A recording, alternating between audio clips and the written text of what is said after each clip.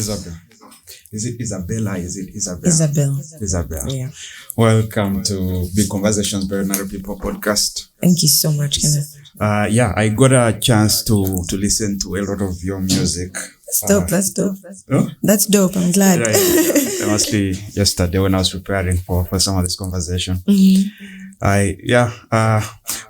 One question I had is how much you love Uganda that you have to put UG as part of it. So that's a really interesting story. I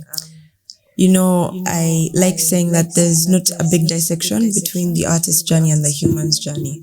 So if, for example, Beyonce, the artist, has, her own expression of identity, it's not very different from Beyonce Knowles, however much, we try to split that. So in my journey of kind of finding the connection and the synergy between Isabel UG, the moniker, the artist, and Isabel Tuanjere, the person, I went through this big cultural identity, artistic crisis, because in university, which was about 2013 to 2017, I kept on starting to perform, sharing music. People kept on saying things like, why do you sing music in English? It sounds very Katy Perry, like Taylor Swift, are you Ugandan? And, it really threw me off guard because I was like, oh yeah, what's Ugandan about my music? Am I Ugandan? What makes me Ugandan? So I went through this whole cultural kind of crisis and had to do a lot of research on realizing that it's not something on my part because, sometimes you feel guilty. I think the way Childish Gambino puts it is, you're not black enough for the black guys, not white enough for the white guys, or Daniel Kaluuya saying the same thing. So I think with my music, I felt that same way. And so I began a blog called A Ugandan Artist to just write and explore that feeling and write about what I'd learned with regards to post-colonial identity, hybridity. And I always wanted to use Isabel, but one day when you have time, just in the search bar for Spotify or whichever streaming platform, just do Isabel, 10 billion Isabels will come up. So I had to distinguish it in order to maybe share my music, have a trademark. And I was like, what defines my music? I am a Ugandan artist. So if I'm Isabel, it's going to have to be UG. And of course, there's that fear of it's a bit cheesy because, everyone, when they have this Instagram account, it's UG or this page is UG. So that's a bit cheesy. I was like, I know what it stands for. And whatever happens, wherever I go, I will always be associated with UG because of that. And that's something I'm proud of. Yeah. I see. Well, is everything fine today? I see you. Okay, good. No, that's interesting. So it's mostly Sameteki. And what we call that is search engine optimization. So right. Teach me. I'm learning. That's mostly the reason behind your handle. It's optimizing for search engines. Exactly. Right. That's interesting. Okay. So you touch on a lot of important things that I think are worth talking about here. But please let me know if any of this stuff, if anything I bring up is uncomfy. No. I'm an open book. We are going to also start with something far off, but it's a bit trendy right now. So maybe let's talk about it. Okay, cool. So when you talk about culture, right? So right now, formerly known as Kanye West, is trending because of, most people say he's going cuckoos, right? And he's sort of doubling down every time. So he started lightly by confronting some of people who have mistreated him in his career. But he has put the Jewish identity onto them because, according to him, most, if not all of them are Jewish, right? Yeah. This is a sentiment that's very similar to the 1930s when Hitler was rising, right? Most of the accountants are Jewish, so, the Jewish people are this and that. But I think recently, was it yesterday, maybe or a day before yesterday, he was with Alex Jones, another controversial American figure on a podcast where he says he loves Hitler. So I think it started how he talks. His conversations are a bit cryptic, but I think Alex Jones tries to correct him, which is a thing he doesn't like a lot. So he doubles down and says, I love Hitler. Yeah. So, and the question I'm asking here, it's a culture question. Kanye West is black, right? And black in America, not just black in probably the most racist society around against black people in the world, right? But also this is the Hitler thing, Yeah, I think Joe Biden characterized him as a demonic figure, right? This is like a historical character that we no one dares to humanize. You cannot watch a movie that tries to show you Hitler raising the child. I mean, Hitler obviously had that part of his life, but that is a no-go. We just are going to live our lives assuming that this guy was the devil himself. And then there is this guy struggling with some sort of crisis. So it's hard to tell with Kanye West. It's maybe a creative crisis. It's maybe a culture crisis. It's maybe an identity crisis. It's maybe what most people are saying. It's maybe mental illness, some sort of like mania or psychosis or something like that, right? And the conversation is, how do you think a public figure, right? A musician, for example, someone who has, because I listen to Kanye West music, I think his music he's an artistic genius. Yeah, exactly. Sure. But how do you contrast the person, right? What you said about Beyonce. How do you contrast the person and the musician, right? The musician is so, and my opinion again is I don't make music, but some of the art that I do, I believe you can't do good art without being honest, right? So if you listen to Kanye West music, you feel like a little bit of, there's a lot of, exactly. There's a lot of Kanye West in there. And then there's this guy who loves Hitler, or, who says he loves Hitler. And how do you contrast those to the musician and the person? Yeah. Okay. I'll just begin from that point, then kind of backtrack in what you'd mentioned. I think, where I draw most of my conviction about that is what the purpose of art is to me. Why does art exist? This is something I was really obsessed with because I kept on struggling with the fact that I had such a love for art that was so constructed with roles in societies, especially like Ugandan society. You don't go to school to be a musician. You go to school to be a lawyer, I'm like, why do I have to study law? Why can't I just study music? Since I was a child, I've loved music and I've loved creativity. And I struggled with that. And I just needed to rationalize the impressed burden of needing to be expressive with my creativity. And the reasons I found is that there's a psychological or Darwinian-based principle called the Handicap Principle. And the best example for this is peacocks. So when you look at how big a peacock is, how it usually attracts its mate is with the big feathers and that whole plumage dance, and basically the bigger, the better. And why that is actually endearing to the mate is because it's completely useless to evolutionary purposes, right? If that bird was probably chased by a predator like a lion because of the weight of its feathers, it's very unnecessary. So the message it sends to the mate is that by the time I can invest this unnecessarily in something that has nothing to do with protecting our species or procreating, which is very evolutionary based, then I must really have the basics down. You get it? Eh? Yeah, I see. So the way it translates to popular culture, for example, is the celebrity artists get. It's evolutionary. I mean, why aren't we having businessmen as celebrities? Because by societal standards, the ones that made it, they have the money, they have the security, it is. But the celebrity comes to the musicians, and it's for the same reason. So apart from that, also the same reason we talk or the same reason we learn dance, it's all speculated to be more coordinated. So from that I learn, and from what I see, that the point of art is to inspire, and inspire through influencing.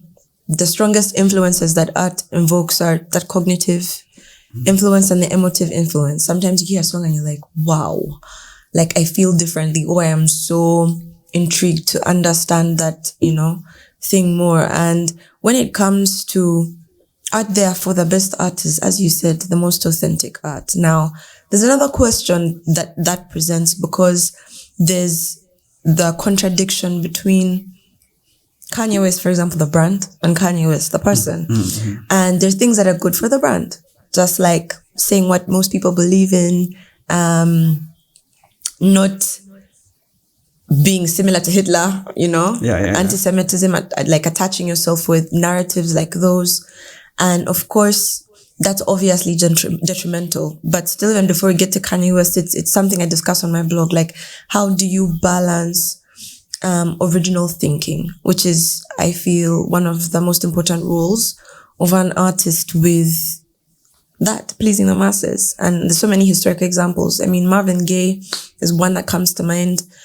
This new generation was very pacifist against war, and American leadership was very conservative, and up to now, like, the justifications for the Vietnam War, even like in international law, don't make sense.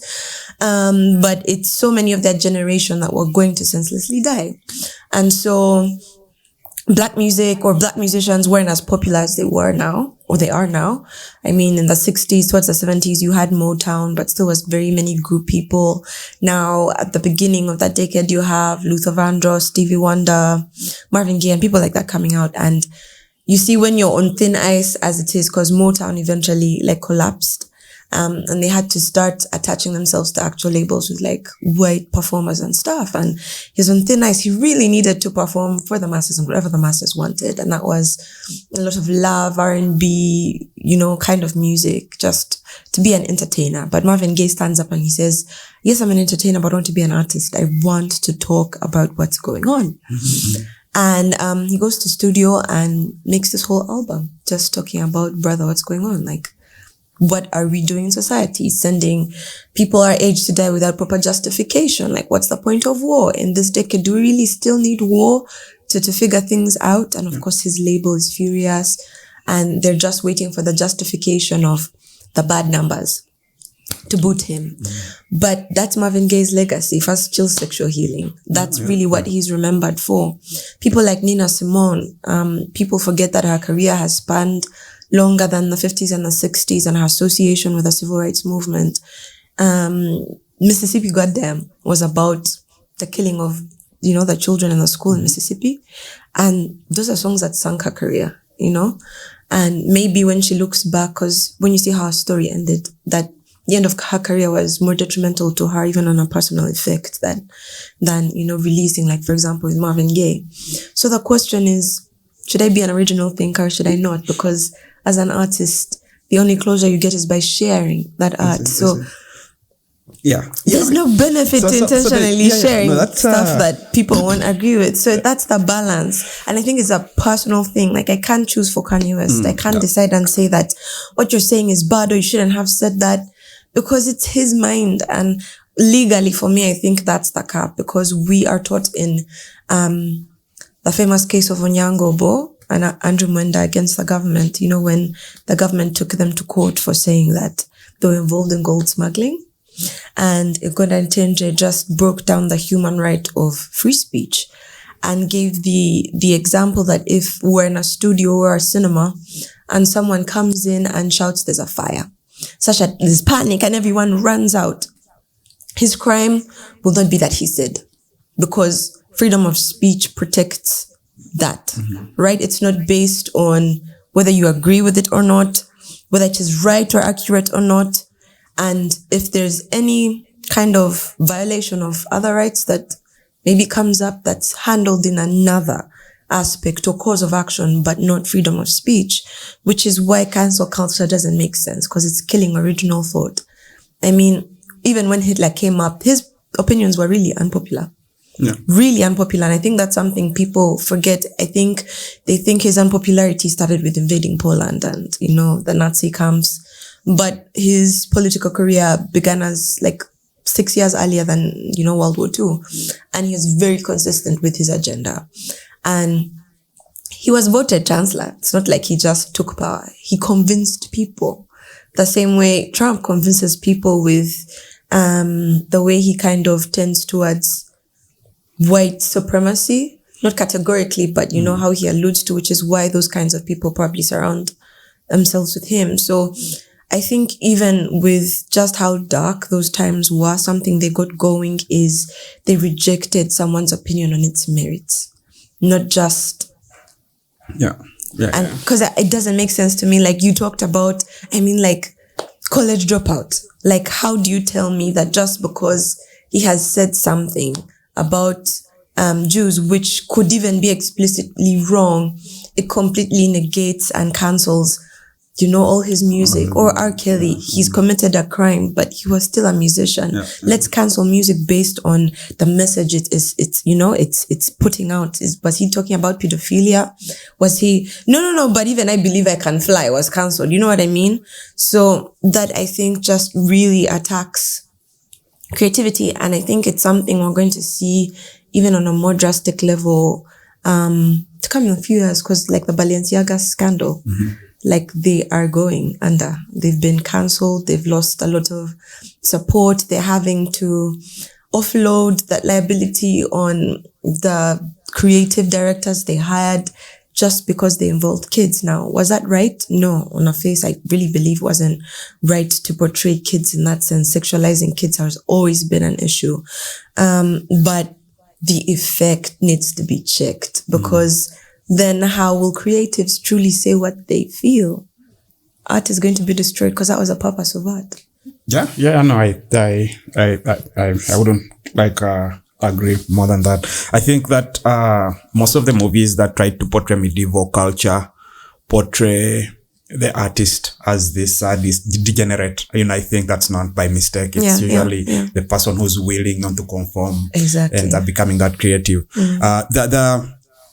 There are two. Okay, so I think part of like the conversation, part of what you've said, there are two things that come to mind for me, right? Is speaking your mind and ending up on the right side of history, right?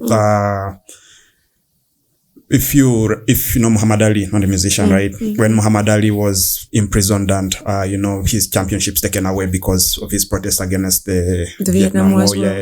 Yeah. That was, at that point, obviously some people was a big figure. Some people liked him, but America ended up fucking up in Vietnam. So history vindicated him, right? Exactly, yeah.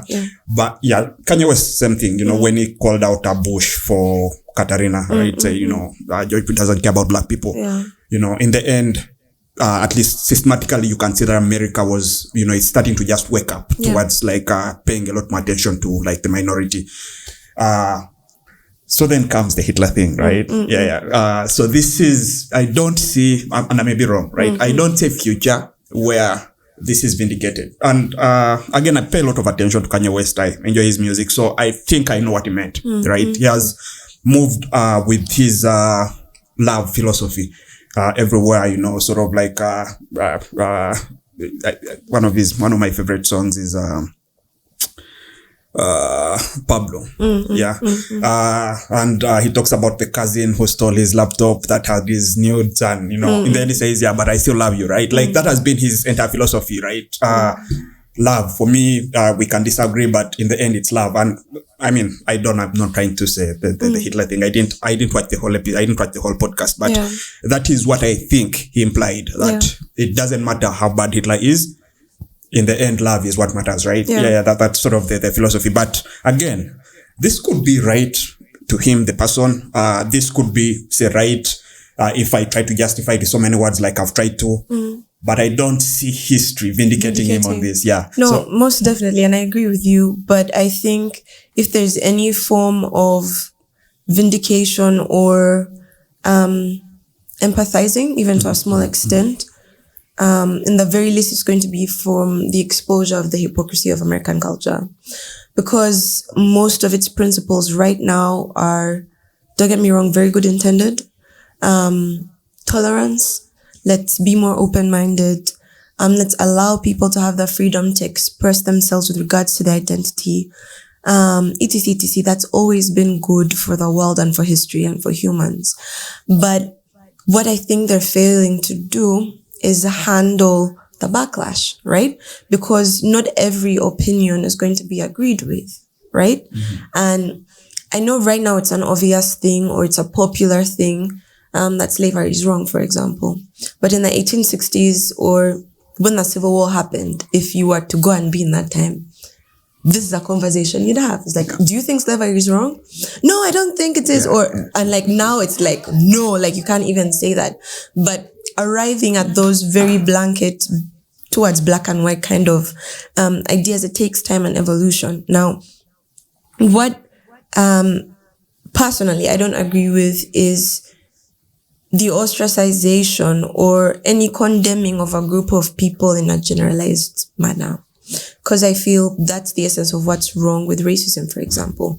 You're grouping everyone into one ethnic race and saying this is the general characteristics of like these people. And it's wrong because whether we're black or we are white, we're individuals. And that's something that we've learned and people have pushed for that. And you know, even while we push for that, the truth is racists like still exist, like really, really hateful people exist. We've seen even Asian hate. We've seen, I mean, there's so many examples in today's world.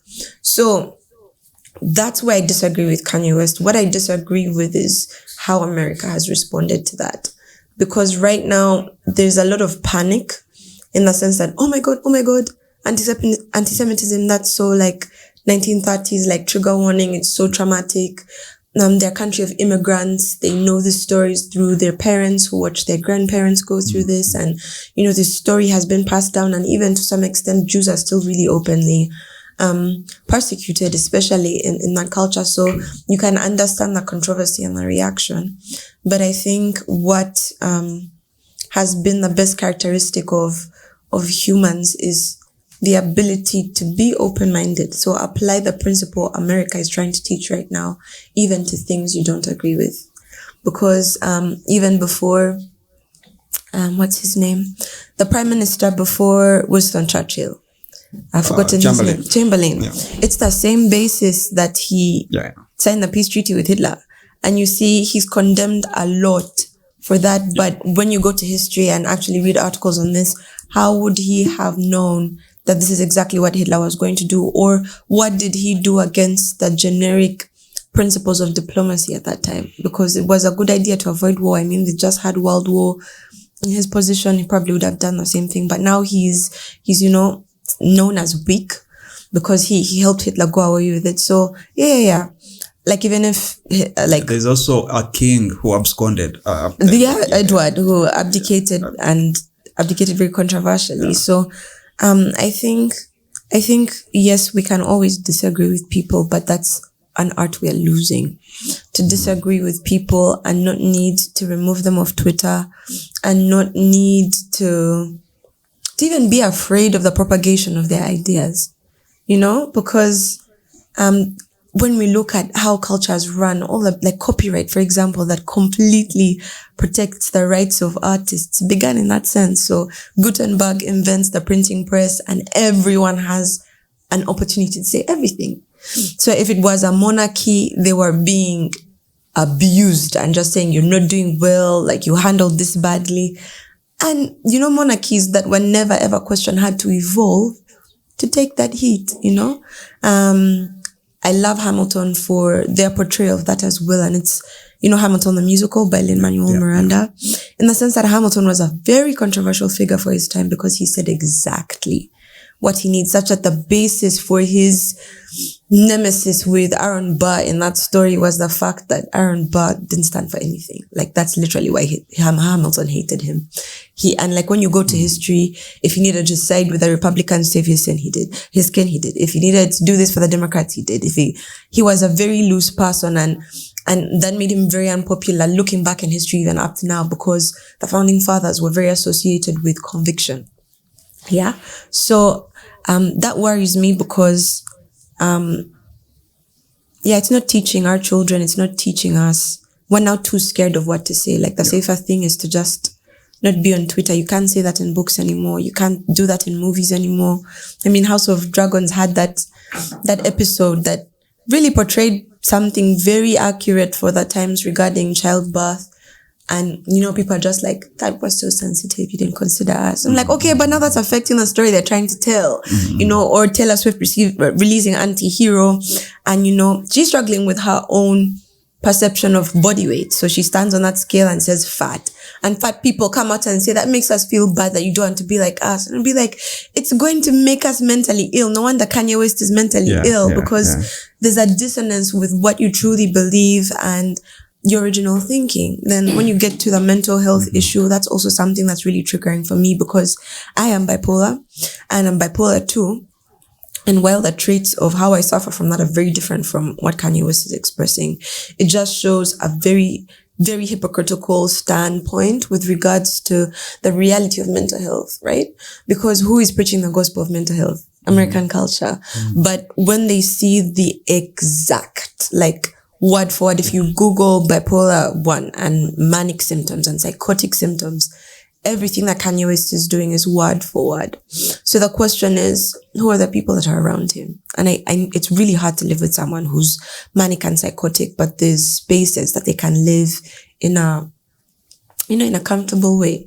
I'm not saying throw him in an asylum or whatever, but like, he shouldn't be holding a mic in that state, because none of the characteristics is these very spiritual episodes. So you hear him talking about God. Even in his apology, his justification was very religious and related to God. And of course, Jews, biblically, historically, were God's people. And, and if the law, for example, with insanity, the basis is it's an absolute defense. So if, let's say, I'm insane right now and I pick up a gun and I shoot you on this podcast, what the court is going to consider is, let's immerse ourselves in Isabel's insanity. When she killed Kenneth, what was she thinking?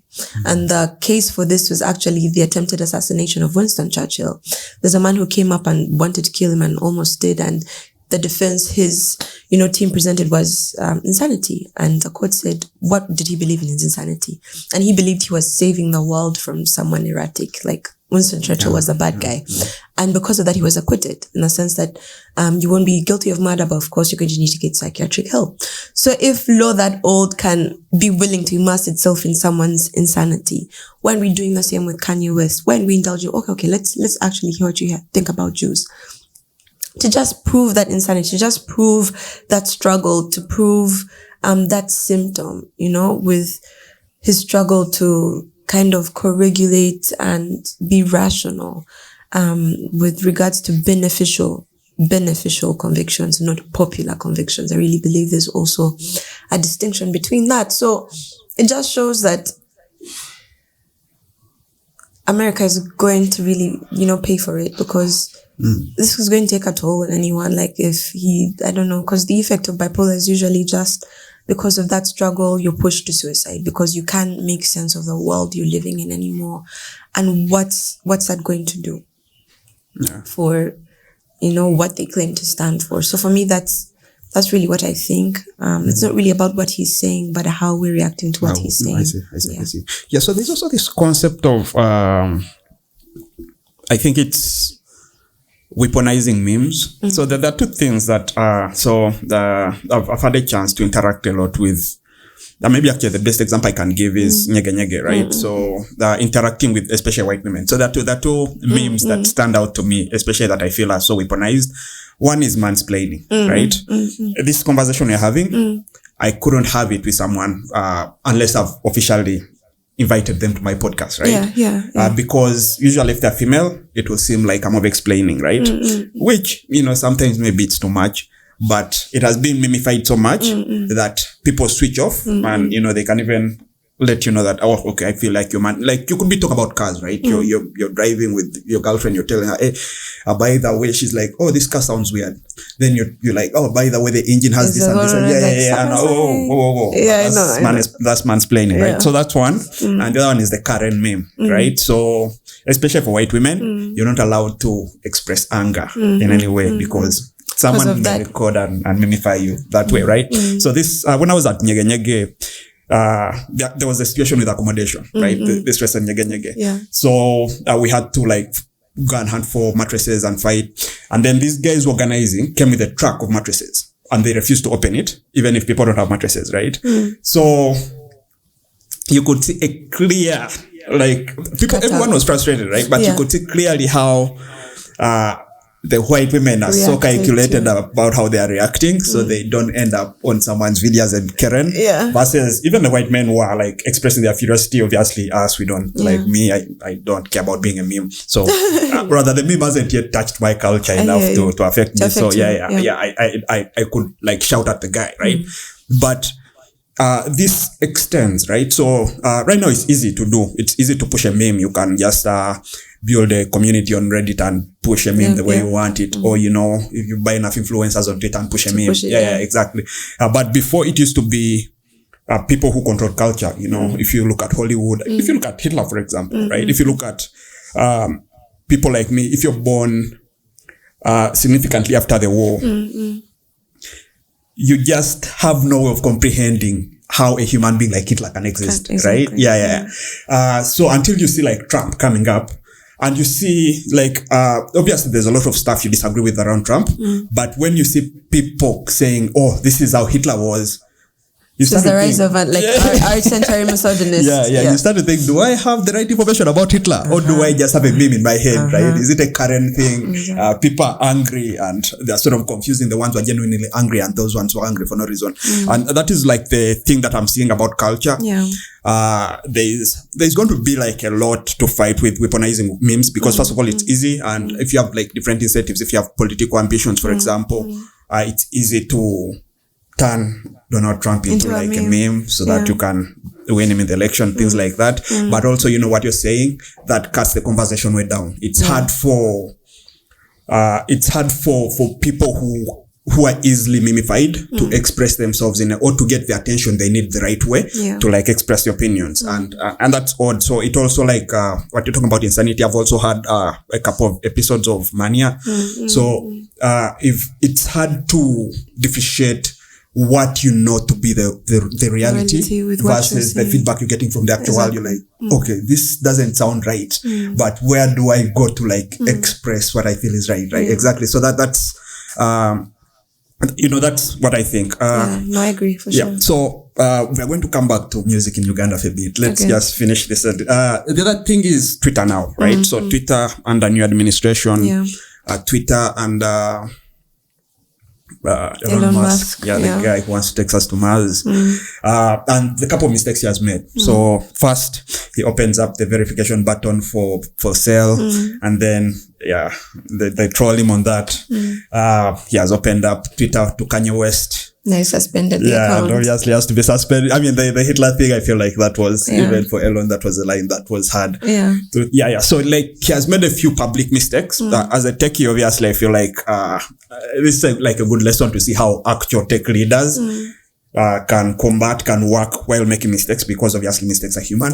But like, what do you feel is going to be, do you feel like there's any kind of hope in terms of, what he calls it is, the digital public square or something like that, right? So like a place where we can all go and express ourselves. Do you feel like he's going to bring it to that place, or do you think that Twitter, inevitably, the forces, the actual people who participate on Twitter are going to keep it where it is, where it's sort of more politically correct, more censored, and so on and so forth? I think one of the things Elon Musk gets right despite his controversy is his very consistent understanding that Twitter is a tool. It's a platform, it's a space. And even from before, his main argument was the management of Twitter was, kind of playing favorites with the factions, right? Because on Twitter space, there's dark Twitter that I talked about, where you can find racist communities, just outrightly, blatantly, just bad-heartedly talking about other people on basis of their race. Then you can find, the feminists and the cancel culture, and then you find the businesses, and you find the politicians, and it's a space, as you rightly put it, the digital public square. And what I commend him for is trying to remove the influence of those popular or strongest factions on the general principles of communication. And I think that's his goal. Now, how has he done that well? I think he really underestimated the power of these factions. That's completely psychological, which is the most powerful form of, power, because that's a principle I have. People are not influential because they have money. They're influential because money gives them influence. People are not influential because they're celebrities. They're influential because celebrity gives them influence. As long as you can sway the thinking of a people or the mind of them. And right now, the people that power cancel culture because of its dramatic psychological effect. You're talking about memes and trolling. A good example of this is British politics.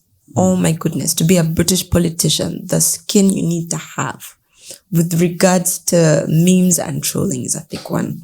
The nicknames they come up with you, and it's something very cultural that they've always done, because, you know, the caricatures in the newspapers, all the way from, you know, newspaper concepts, something politicians in Britain had to develop a thick skin about, which is why you can see that expressed in the obsession, for example, the royal family has, just historically, has been passed down with image, because if I do something wrong, I'm going to be a newspaper cartoon tomorrow. So, what makes cancel culture powerful is the psychological effect, because still back to scientific theory, Darwinian theory, evolutionary theory, and most of these things are just, you know, being resurfaced as conversations, because there's a lot of theories that have been poked into Darwinian theory, but it's just ingrained in your psychology to want to have other people agree with you, because if other people agree with you, then you're going to survive, right? The alpha male is going to need to be the alpha male, not because he doesn't want to fight or whatever, but because if he doesn't fight, he's going to be the other male that's going to waste away, right? So, in the same way, why I commend Elon Musk is because he stood up to that bullying. And does it affect him? Probably. But he's not afraid to make mistakes. And that's something that the world has also forgotten is okay. Tesla, for example, is a renowned genius, praised for who he was. If you go back to the reality of his day, he was the weird Elon Musk, claiming that there could be wireless, you know, communication, something that's like such a characteristic of our fourth industrial revolution, Internet of Things. But he had those theories before: electricity, radio frequencies, and these, you know, inventions revolutionized the world. So even when it comes to Twitter, the principles were right. Like, everyone should have the freedom to say what they want. But the reality is, we live in a culture where people don't think for themselves anymore. So if Aaron Tate is saying it's cool to beat women, it's going to be an issue, because most people are going to believe him, you know? Or if Kanye West is saying whatever he's saying on Twitter, it's going to be an issue because of the controversy. Or if it's a politician, it's going to be the same issue. Another good example I'll give is just the struggle Jordan Peterson is dealing with. And for me, it really hurts me, because at least Jordan Peterson tries to kind of respect the basic tenets of discussion as was popular in the 18th and 19th century. Give us your scientific backing. Give us your moral backing. Give us your philosophical backing. Give us your psychological backing. And he's all these things. He's a professor of philosophy. He's a psychologist, and a very good one too. He's a very moral and open-minded person, such that if you tell him, like, just faith, for example, he can talk about Islam, he can talk about Christianity, he can talk about atheism, and just really articulately and very talently, like in a very talented manner, put out the distinctions and the reasons he has personally for tending to one thing. And that's something that's very rare. Someone to say, for these reasons, this is my personal belief. That's something that's very rare in this time. So even like the hate is getting for his argument on identity and the effect and how it doesn't make sense to him, I think is not fair, because I mean, that's why he was, removed from Twitter. So they're trying to do something and resurrect something based on good principles, but they forget that they're meeting those principles with a society that has completely changed. So the recent thing is EU has its laws, it's like just one big country. And they have their laws on how platforms are managed, because they're obsessed with their cultural autonomy, given, I guess, the bad history they've had in the past century and whatnot. So whether it's data protection, whether it's one universal charger for everything, these guys are like draconian in their requirement for other people to adhere with them, because they know that culturally, even though we've had world wars, their generations just express original thought, because they shaped the world in the 18th and 19th century. It's just 20th century and 21st that maybe America has kind of taken over that role. So yeah, I think there's a lot of work and lessons Elon Musk is learning in the resultant clash from principles that are really beneficial and have proved to be, but also the present present culture. And I don't think the lessons have ended, because now he's had to give in to people. Apple is coming against him. EU is coming against him. And these are big things. He can no longer, I think he's going to have to choose to side with his personal convictions and weigh that against the effect, even just on a commercial level, of sinking a company, because you do not understand the realities of opinions and popularity and the sway they have on sales. So it's going to be interesting to watch. I think it's a really big historical moment to learn from. Yeah, so. I think one of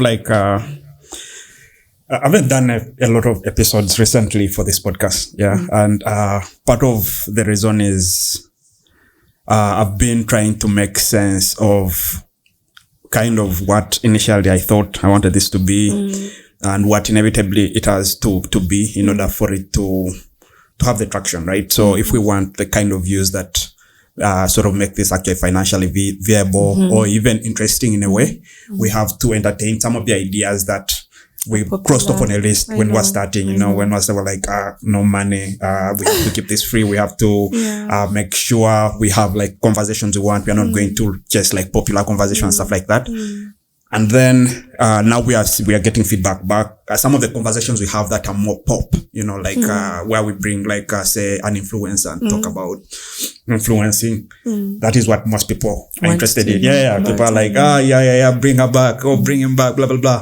And some of the conversation where you leave like the conversation with a big sigh, you feel like, this was so beautiful. Guys are like, 2 views, you feel like 1.5 minutes, guys sampled it and they didn't care, something like that. And so like trying to find that like balance where you're like, where do we want the podcast to be, right? And for me, it's sort of the same conversation. And I see this in Ugandan music as well.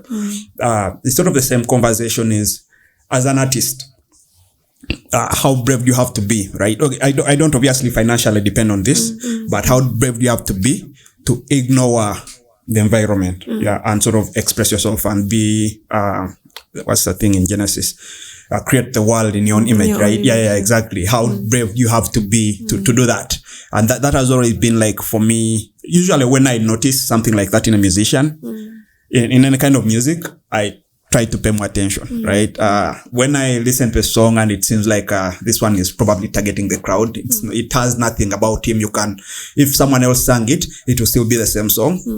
I mean, sometimes you listen, but sometimes I don't care, right? And the thing also is, the reality is music or art in general, it's a product, like it's a market product. And that is also something you have to balance. You have to be very aware of the economics. You have to be very aware of what the markets want and things like that, and figure out how to merge these two. That's I think what I appreciated a lot about like Kanye West as well. So his art is really authentic, but it also like speaks to the market. It's music that you actually are willing to pay for. It's that I mean, obviously even Donda, like, which is his most recent, wasn't bad at all. I mean, of course it's not like his old ones, but it wasn't bad. I mean, even by the Grammy standards, album of the year was a nod, so he's definitely still doing something with music. Are you noticing any people in Uganda who speak to you in that way? I mean, is that the way, by the way, you vibe with? Is that like the kind of art you're... I mean, like, that is a dilemma that has marked not just my artistic life, but my life in general. And it's something I talk a lot about on my blog. I really relate to what you're going through because of my blog. So I never really needed to be a recording artist. I have been writing songs and singing and being in musical spaces since I was 14, 15, playing instruments as well. And at that time, even just culturally, most of the musicians that we have who are instrument players are based in church, because that's the context that develops that kind of talent. It's not like you're going to have it in school unless you have very special parents or you left the country for a bit. So that was also my introduction into the outside world, because church come from a very religious and traditional home. And then moving with people I grew up with, people that, taught me how to play, people I've played with, into the live band era where, Kwela, Serena became this place, watching all that happen and seeing the forms of that dilemma, all the way to deciding just from a personal point of view that I need to be hard. Like, I can't keep on just writing songs for myself. Maybe it's beneficial to someone, and I think it's really just psychologically beneficial for me to get some sort of affirmation from my opinion and my struggle, because really that's why art is created. Yeah. And the shock of my life was feeling this quality, heavy, universal and applicable experience, presenting it to the world, and the world is just like, huh? And I'm just like, guys, this is heavy. This is first chill disagreement. This is heavy. This is psychologically heavy. I'm expressing my pain. I need someone to see it. And guys are just like, why are you always writing sad songs? Why are your songs having like hard words? I think you should, and it threw me into an identity crisis, because the basis of my art as attached to my identity was presenting exactly what I feel.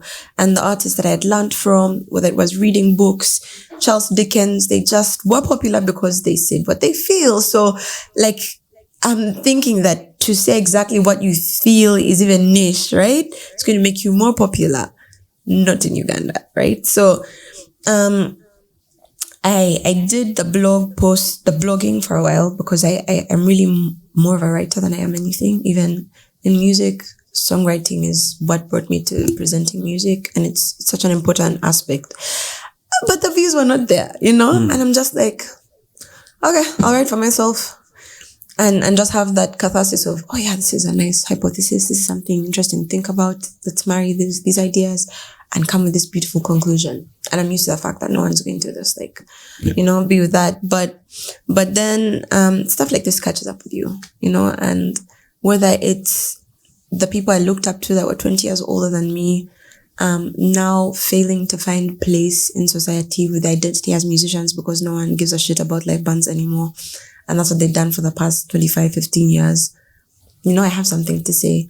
Whether it's the new artist that is thinking about becoming an artist because it's cool. Like, whether you're Beyonce and you're assured like that kind of level of success, even freaking Michael Jackson went through this, it's just inevitable, because however much we want to change the laws with culture, we forget that they're tied to our humanity, to our psychology, to our needs. And that's what will always cause them to turn back to the originals.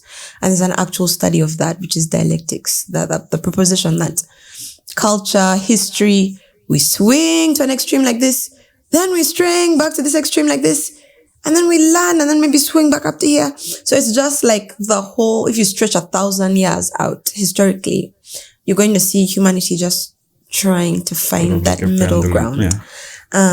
And so I completely relate with that. And if you're asking if I see people around who embody that and are brave enough to just say exactly what they think, honestly, it's not very many people. I think a person I'd say is Joshua Baraka.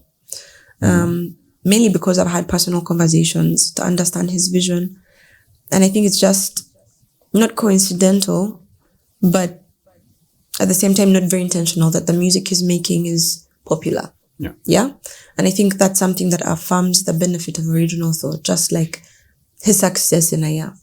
Because he's not the first English speaking artist. When you ask yourself what makes Joshua Baraka the artist who has had the impact other English speaking artists in this new gen phase, including myself, have failed to have, it comes down to who Joshua Baraka is. Whenever you ask him a story, how did you get to work with this person? I had a conversation with them. It's always based on how they got to know him as a person. Even me just working with him, it was because I got to know him as a person, and he has that talent of just readily sharing it.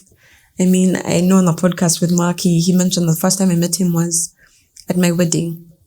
And of course, even apart from who he is as a person, he just has very, very novel characteristics in how he sounds and how he plays. In his voice, it's like Britain when they discovered Amy Winehouse. Like, no one had ever sounded like her. When they discovered Adele, no one has ever sounded like them. So that, apart from whatever they're singing and what they sound like, that is just giving them very, very novel characteristics. So I think it's also something with Joshua. But why I can also mention this is because just in a year we've talked about the pressure he now feels is like, I have to keep giving people what they want. But I want to also have space to explore, you know, what I really feel I'm about, whether it's with regards to my sound, whether it's with regards to what I'm saying. And testament to that is the release of his EP, you know. Before that, a bit of like up-tempo songs and his Watershed EP is very introspective. It's very real. It's very vulnerable. It's not something Ugandans culturally are necessarily conversant with, right? But even when we talked and he talked to other people about this as well, I was like, I don't know how this is going to do. He kept on saying, I feel this is what I need to do.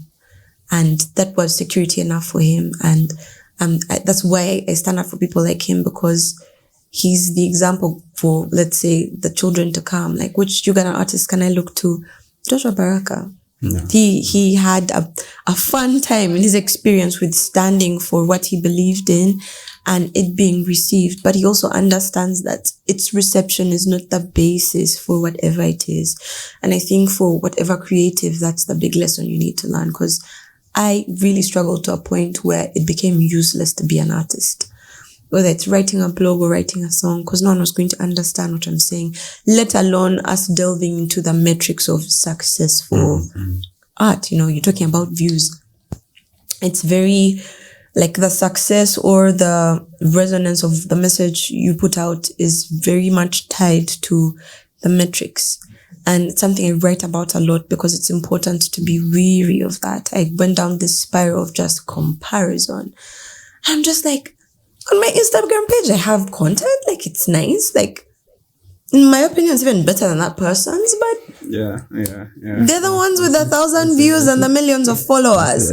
Yeah. And that was a really dangerous rabbit hole, because psychologically, you can never ever survive comparing yourself, because of the general rule that everyone is as individuated as they come. So even if I try, like, for example, the basic recurring psychological question is, where are children who've been raised the same? Why are they different? Same parents, same, same everything, but they're different. Like, that's how inevitable individuation is. So it's just, I think that density of, like, where I've been with these lessons that has got me to these principles, because I've just had to learn comparison is so unbeneficial. It's so dangerous to your mental health. It's so dangerous to your self-concept, to your sense of worth, and when I started seeing myself affected by that, you have to pull back and be wary, okay, what's the principle here? So I think every artist, like, I'm not going to lie, even the ones who seem to have it so figured out with, I know exactly what people want, when people want it, and like they're like putty in my hand, I can just mold and make them to my image. There's a price to be paid for that, because you disappear. And that just psychologically, and I think that's what's happening to Kanye, because he's disappeared for so long. Right now he feels like he's bursting, and that in essence is trauma, because trauma is any dissonance or pressure that your reality or worldview faces that you cannot rationalize. So biologically, we have the state that's called homeostasis, right? And we learned about it even in biology, like whether it's pH for, let's say, my gut, for the microbes to help me digest. If I eat really acidic food, I'm going to have a tummy ache because the homeostasis of my gut health has been affected. So even psychologically, there's something called homeostasis, and the antonym or the opposite is allostasis. So if, for example, like, let me pick an example of something like that's generically known as a traumatic event, like rape. For example, why it has the effect it has is because it completely comes against the reality that someone has a choice, right? Which is why the basis for it as a crime is consent. If it's non-consensual, then it is rape, because it completely comes against that, and it's a crime because of that impact it has psychologically. So trauma also manifests in ways that are not generically accepted extents of, like, maybe being a soldier and struggling with PTSD. it also comes just down to the experience of expressing ideas and facing that backlash, because it comes against whatever basis you had to express it. I feel my ideas are valid. I feel my ideas are useful. I feel my ideas are beneficial. I feel my ideas are relevant. I feel my ideas are exciting. And you come on that basis and express them. And once you receive anything, just anything in divergence to that trauma, and your psychological state does that. So whether it's Vincent van Gogh, who was just too tortured when he cut off his ear, like, to someone like Shakespeare, who probably had what I'm going to call a Joshua Baraka time in the expression of very new ideas that should have been put down by the culture based on what it was, but it was in fact the opposite. You all go through that, but it's going to come down to the psychological need for you to be yourself. Yeah. Whether it's beyond, like even Michael Jackson went through this, Adele is going through it. And of course there's some, like the royal family, Harry and Meghan, they're going through it because just the way the royal family has been living is completely against human expression and the benefits of that. So, I think my job, and that's something I decided, my job is to be the bad example. You know, I gave the two examples, Nina Simone and Marvin Gaye. Nina Simone had a really bad life for standing up for what she believed in, but she's revered because of that decision, even though she lost her family, she lost money, she had a really, really, really bad life. So by the time she died, she was unrecognizable in Paris. She was doing like bar gigs in Paris with the talent she had, you know, like playing in Carnegie, being the first black woman to play in Carnegie Hall, and you're playing in any bar that can give you anything. That's intense, you know. Or Marvin Gaye having his life cut short by that unfortunate incident with his father, but still just one body of work being enough to define him. Whether you have it good, whether you have it bad, it's going to be the same cost, the same sacrifice. Yeah. I think that's something I am a prophet of. Like, I just want to tell everyone that, because whether it's at 60, whether it's now in like the beginning of your career, you're going to face it. You're going to face it.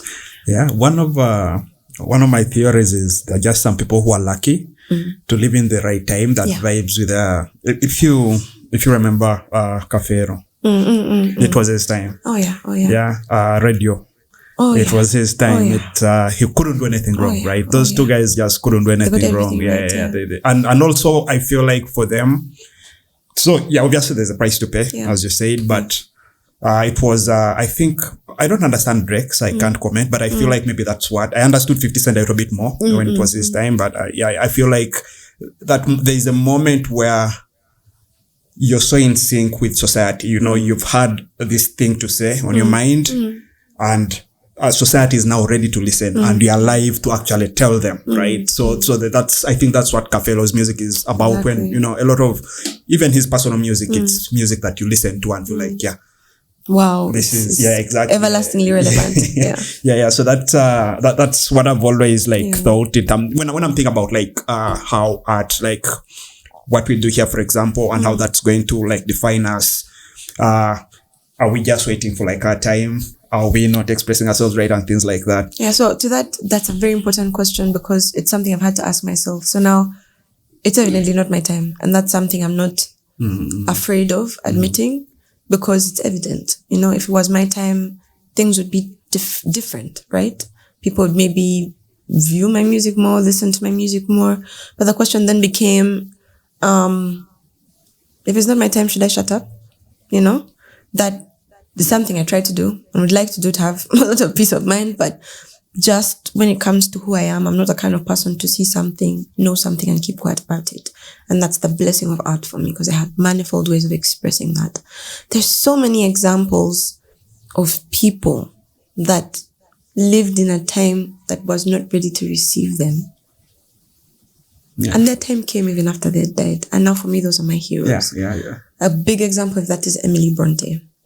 And the similarities my life has to hers, for someone who lived in a different culture and century, is just lends credence to the universality of the human experience and the fact that we'll always go back to the same human principles. This was a girl who experienced a lot of trauma even for their time because first of all, she was the daughter of a person and that was a priest, poor, unpopular, tied up in institutionalized morals at a point when Britain, who was like the cap and epitome of culture, was finally being more open-minded, So even the first instances of homosexuality, Lord Byron, Oscar Wilde, artists being what kind of artists we see now, that was unheard of in Britain at that time. So to be a very staunch moralist was so yesterday, was so basic, in that time. So that's what she's going through. But she comes from a very traditional family, despite the fact that her father is very smart and astute, and there's benefits to who he is as a person. Even his self-expression is kind of guarded by his station or his role in society. And that introduces her to that dissonance from a very early age, because even her mom, they encouraged them to write. They taught them. They didn't go to school, but by the time Emily wrote her book, she was fluent in French. She was just very smart, very well read, and it's really their parents that raised them that way. So there are 8 children, and 4 of them die. Back to back, within a space of 3 years. Then their mother dies. And for a family that was very close-knit, which was also very different for families in that time, because your role was, they give birth to children, have a governess, raise them, send them to school, introduce them to their roles, get them married. No, their parents were very patient and very appreciative of who they were individually. And that's something that in the end was a curse for them, because when it came to being part of the world, that was not the world they lived in. So Emily, even amidst being a sibling to very, very remarkable characters, because her brother Branson was also a very stereotypical example of the trope of the tortured artist. He could paint, he could write, he could do poetry, but just the fact that that was his passion and societally he couldn't shine, because the currency of shining at that time was aristocracy. It just drove him mad. So he turned to drugs till he died as well. And his job was to maybe reject creative, the societal responsibility and duty was put the art aside, take care of your family. You only have sisters remaining. Your father's going to be dead soon. So find them husbands or, take care of them. And he still said, no, I'm going to be an artist. Yeah. The dissonance and the trauma, that just throws you off. Now let's go to the girls. There's Charlotte, there's Anne, there's Emily. All of them are remembered in history as having written amazing books. But Emily was the strangest of them all, because for her, she wasn't afraid to ask her dad until her dad, no, that's wrong. And so while most of her sisters, like Charlotte, Jane Eyre, she picked from her experience of being in a really bad school, and she was a governess as well. And that's how she managed to make ends meet for the family. Jane Eyre is a governess as well. You just see her life coming out in the book. And that's what makes it very relatable. But Emily, you read Wuthering Heights, and this is very scandalous for that time. You're like, where does a person's daughter have the opportunity to imagine Catherine, who is one of the main characters, running in a see-through chiffon nightdress through the moors? That's scandalous level for a book at that time. But that's what Wuthering Heights was about.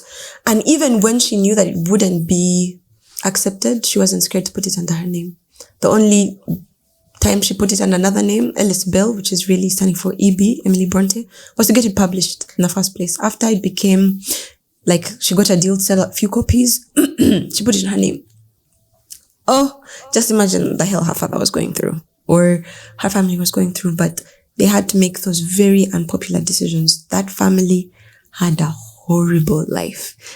And it's like they were trapped in Like they had to be themselves or they just needed to die. But Emily died before knowing how big her book would be, which is something that teaches me I don't need to see the success of my art for it to be legitimate art. And she's someone I really relate to in that regard, because the first time I read Wuthering Heights, the first time I came across Emily Jane's poetry, I was just like, I've never felt so understood in my life. I've never felt so seen. And this is 300 years later? So if she had decided to say, me as a woman, I can never write. Me as my personal experience, my family experience, so many reasons she had to stop doing it. But she decided to anyway. It wasn't even for the money. If she decided to make art by the metrics of success of her time, it wasn't her time. But her time came just a few years after she died. Such as she died, she got a cold and died. Like, that's how poor they were. You get what I mean? Yeah, so Charles Dickens is another example.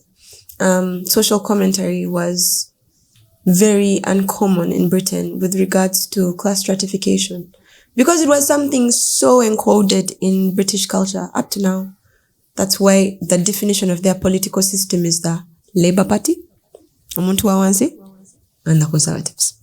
Like, it's all class. And he comes out and he says Oliver Twist can be a protagonist in a popular story. This is a normal, it's a normal story. First we read Oliver Twist and we're like, banang, other boys could I please have some more? That's his iconic thing. But that was Britain.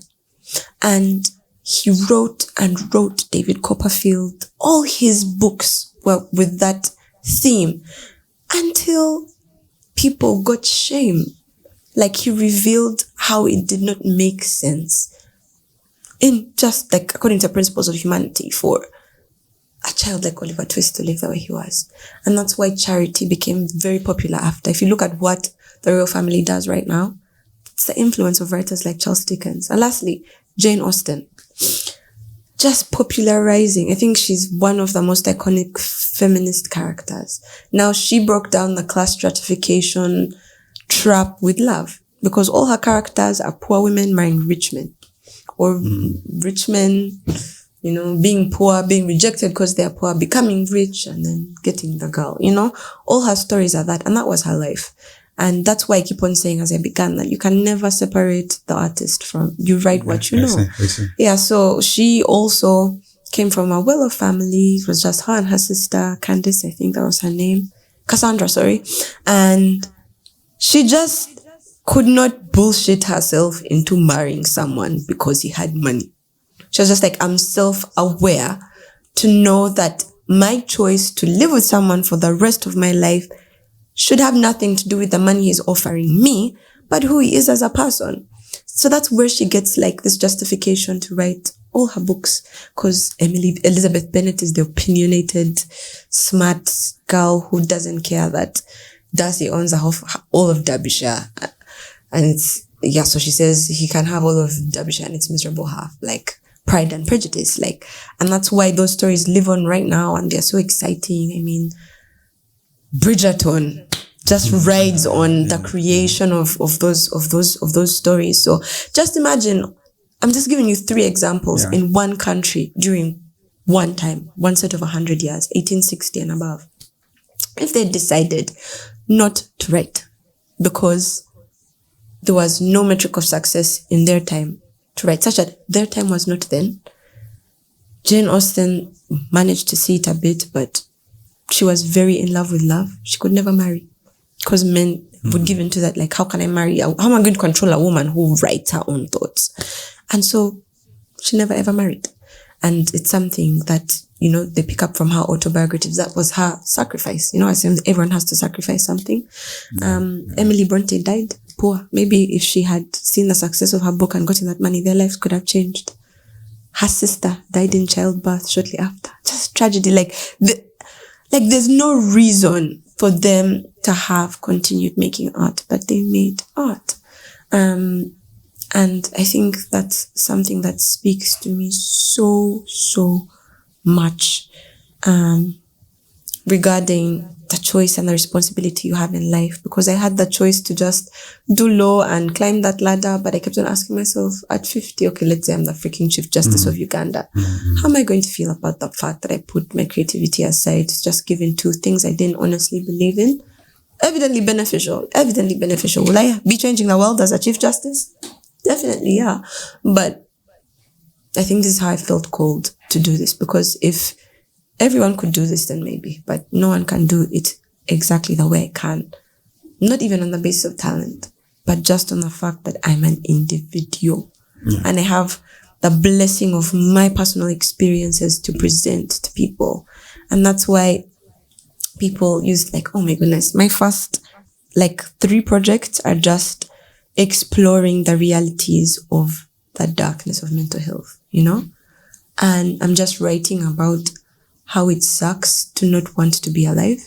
I'm writing about heartbreak. I'm writing about it in this very descriptive, vulnerable, and gory way, such that I even had to start putting warnings, like explaining what it's about, because, you could be like, this music is going to get me down, And people kept on telling me that, no, the purpose of music is to lift people up. I couldn't perform because how are you going to go to a place where people are coming to relax and you're singing for them? All my life, I wanted to grow older. Now I find the older I get, I am loathing the sight of grown-up self. It's just no, please. We want happiness, yeah? And those are things I had to accept, that I really love to perform my art, but not everyone is going to get it. It's not going to be beneficial for everyone. Because if someone wants to have a good time, my art is not going to help you have a good time. Unless having a good time is being sad and introspective and pensive, So, I've made peace with that. And does it get easier? No, but there's a story, the science story, actually, the story of physics. Yeah. Most people attribute Galileo to standing up to the church, right? So unpopular in his time. But the story is so it's very similar, right? I'm going to go back to the story. Let me just provide some context.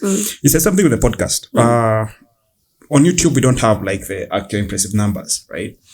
But more than once, you're at the mall shopping and someone recognizes you. Once I was with my wife and the baby, and we were in Carrefour in Nalia.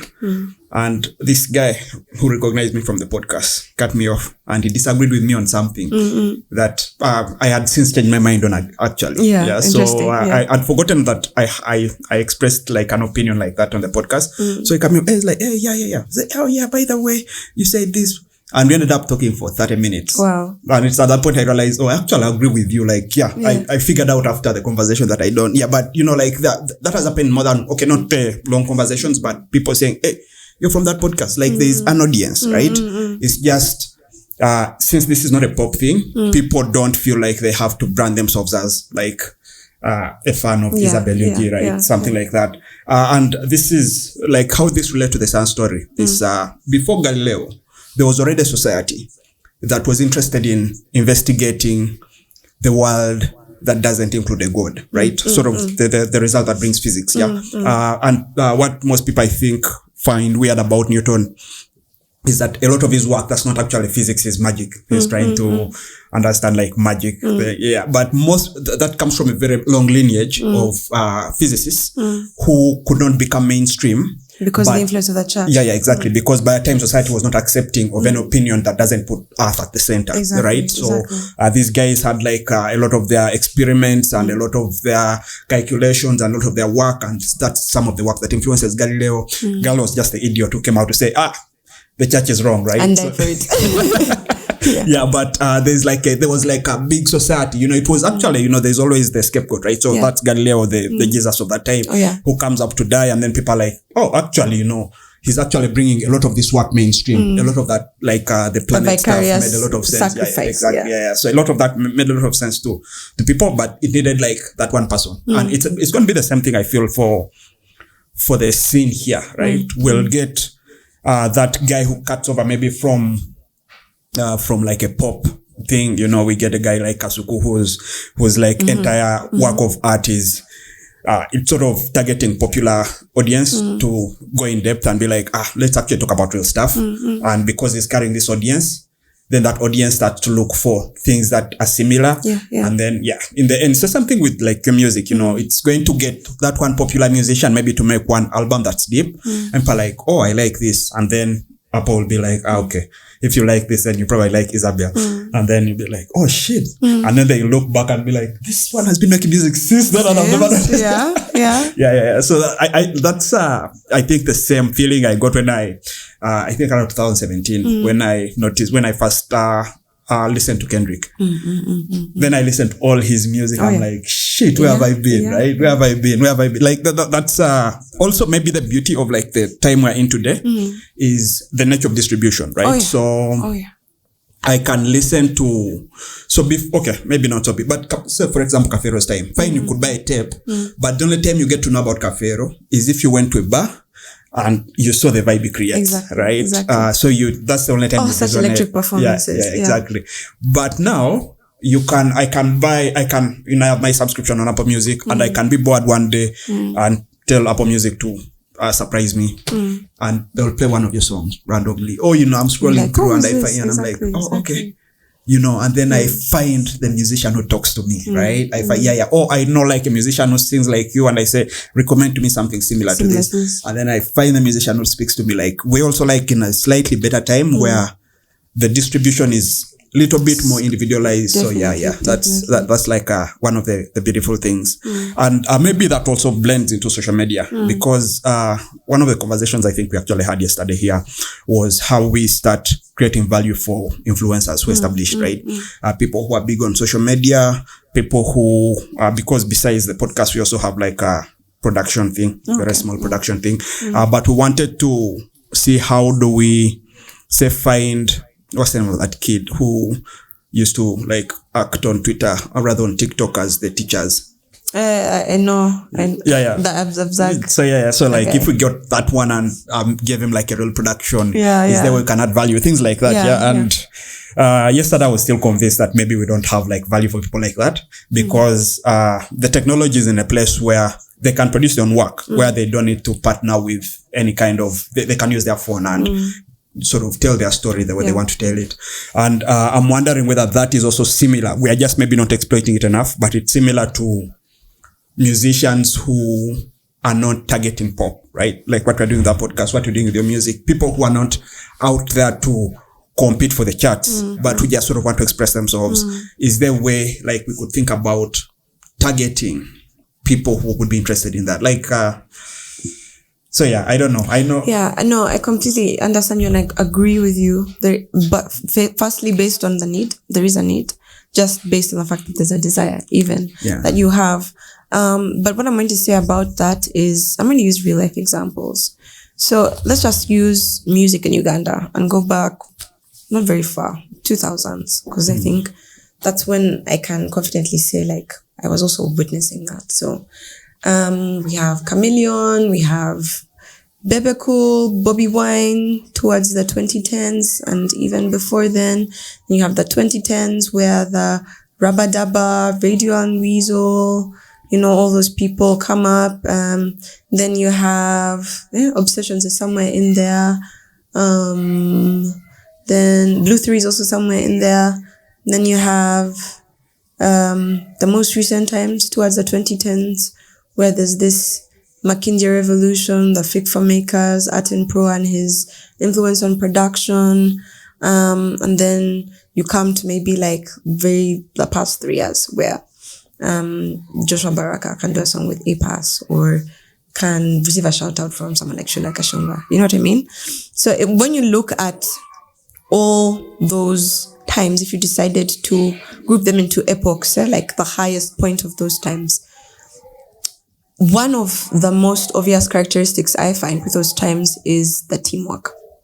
Yeah?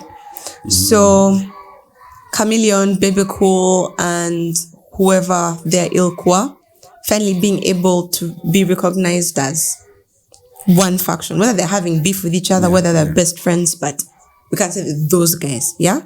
And just imagine, would Chameleon have been remembered if it was just him? Probably, but it would have been harder for him to like maybe break out.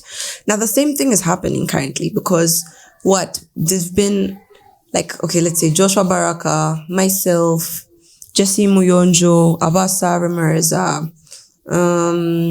Cynthia Kamara, Ninja C. I'm just giving you examples of people who are like identified as artists now within this new gen, urban contemporary English speaking faction, however you decide to identify it, how they're being recognized now, or even just having the label artist, like knowledgeably applied to them. These are people, including myself, who've been making music for at least 15 years. Yeah. But why now? And it's the fact that we finally have a big and noticeable size of people who are doing the same thing you're thinking about doing. For example, I'm going to give one platform. I think you've heard of Expressions, UG. Yeah, I have. What that platform has done in just a year, in pushing out and increasing the knowledge of artists like those, especially urban music. So trap, rap, pop, dancehall, that kind of thing, is immense, just because they kind of maybe indirectly or subconsciously or directly understood the benefit of faction, of being identified as a group of people. I think this has been my most successful year, for the fact that you probably knew me this year, right? Before this year, I don't think there's much people knew about Isabel UG. And the reason is just my inclusion in those spaces. Like, it's given me a great opportunity to be known, just as you said, the benefits of social media now, because someone will, go to Expressions, see you there, or Expressions will make a playlist. And I have also just really learned that lesson this year, that it's important to support other people, regardless of the benefit, regardless of how much you have. Because it's been a passion of mine to just support and mentor and connect artists, especially young artists, so I could have the advice, the opportunities, and the resources that I needed when I was younger. That's basically, I just remember the struggle, and I'm just like, no one needs to go through that struggle if even just information can help them. And of course, I went through this whole thing of like, no, I first need to establish myself. We need the money, we need the what. We don't know how we're going to figure this out. And I just got back to my most basic resource, the opportunity to relate with people. Just having conversations like this. And just sharing my experience, It has been the surprisingly most beneficial thing to people. I always used to think it's going to be my music or my blog posts. It's just that in real time, spontaneous. How did you deal with this? I actually haven't dealt with it. I'm still struggling with it. And someone feels that's, the opening for a connection, and just more conversations like that have led into collaborations, into what? But it begins by creating spaces for like-minded people to come, which is why whether it's religiously, people have to meet at church, whether it's politically, people need to have meetings, whether it's, a concert, it's that back to that human rule of social psychology, like the validation of an idea by other people enforces its strength. And now the form that takes in our time is digital spaces like Twitter, because when you see retweets, that's a committing of we have validated, we agree with that idea, which is what makes it powerful, which is why however much Elon Musk wants to stand for free speech, the influence of spaces like that cannot go unchecked or unnoticed. So I think that's the advantage that we have now, just even seeing it for myself. I never ever believed before this year that I had spaces to perform. Never. But almost every month I've had a performance this year, and it's not performances where I have to dumb down who I am. It's in fact spaces that require me to be exactly who I am, and that's been such a blessing. It's been such a dream come true for me. I think like the highlight was one song concert, because just as a person, I struggle with comparison, and you're already doing that math in your head now. Me as Isabel UG, now all these guys are, they're me, I don't know, I really don't know. And I remember talking to Avasa. Avasa is also someone I really grew up with, so I really, really understand and really love his art because it expresses things I understand and have seen. And he's such an amazing person in the sense that he really encourages me with just the application of his own lessons. And I don't even see him that often, but just whenever I see him, he has that discernment. And so I was just about to go on stage. I have anxiety for days. And I'm just I start panicking evidently. And he's just like, what's up? I was like, I don't see that. I don't think I should have done this. You see, I should have just, there's that security you have from just being a Kamoli artist. I was like, yes, I'm not ready for this. And he's just like, just go up, hold the microphone and sing. Just close your eyes and get to the end of the song. And I got up there and I went up to do that. And that's exactly what I did. And you do that and people just be like, oh, Bambi, you have a nice voice. Bambi, that song is nice. Thank you. That's generally what I go up to expect. And this time was the first reaction I didn't expect. People knew the song, first of all. So I'm just like, hold up, you're singing along with me. This is so cool. And in the middle of my performance, power cut off. And I was just had to be my performance. And, I'm just okay, I don't know what to do. Let's wait for the part to come back on. Maybe we do the song again. There's one song, so I don't know how this is going to work. And I'm just the drums were still playing in the background, so I just continue with the chorus. And people just start singing it. I leave stage, people are singing it. And it's this very defining moment, not because of how cool it is, oh yeah, people know my song. That moment when the artist does this, guys sing the songs, you're yeah, I'm that good. No, it wasn't really that. It's more the shock that people, first of all, by the time they're singing, probably resonate with what I'm saying because I've listened to it before. And that's something I've never really experienced. But I kept on asking myself, what am I doing right? Because it's something that's necessary for me as an artist, something that's good for me as a person. What can I learn from this experience? And I think the lesson was just put yourself out there. Otherwise people will not know what you stand for. But the people who came to one song because they understood what I stood for, and what I stood for, what I'm saying is something for some strange reason they agree with or enjoy. And I'd always been bitching about the fact that the gatekeepers, people like us have no opportunities. No. We'll always be the Kamali. One day there's going to be a revolution. And there's a lot of anger because it feels bad to not be seen when you feel like there's a reason you should be seen.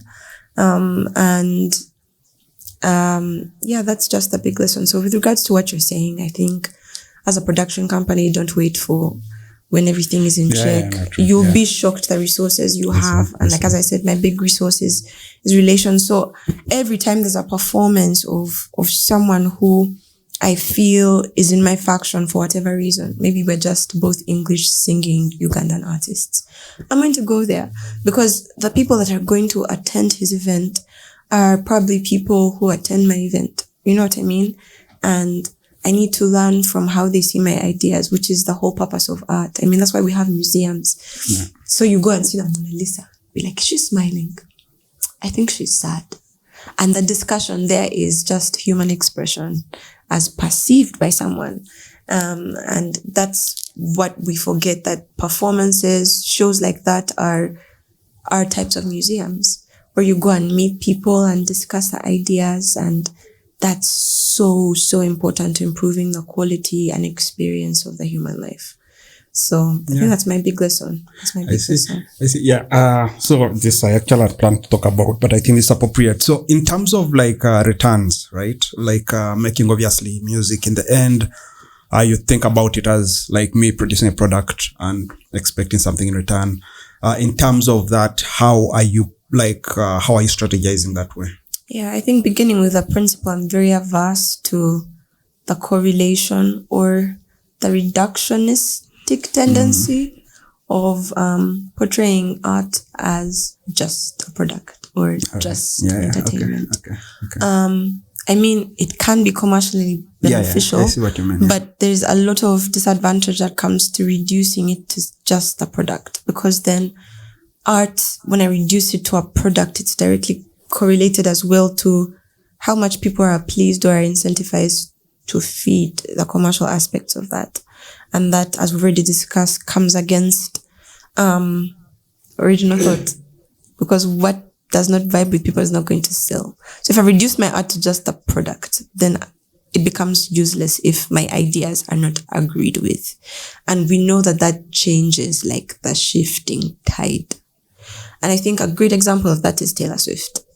So, she's had such a successful career. I mean, like, I think she's going to be one of the artists of the century that just are remembered for breaking records and records and records and records.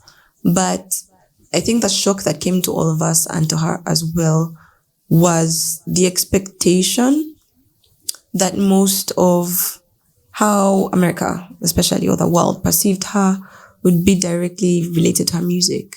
But her downfall was directly related to just celebrity culture and a he said, she said situation on a very global level. You know what I mean?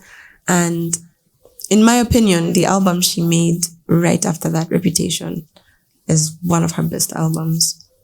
But because of the pollution and misconstruction of institutions like the Recording Academy that should be, in my opinion, perpetuating these principles and protecting art in that sense, because those are the reasons all those award shows were began. Like, that's why Black Panther made history being nominated as an Oscar movie, because usually the tenets and appreciations the Recording Academy gives to movies are more cinema artistic movies. And now there's like Martin Scorsese, Quentin Tarantino versus Ryan Coogler and Marvel, because they're saying that we are losing the art of cinema. We are losing the ability to storytell through movies, which is why the performance, that you get the Oscar because of your performance, because of just how greatly you portray the strength of that story and the story of the character.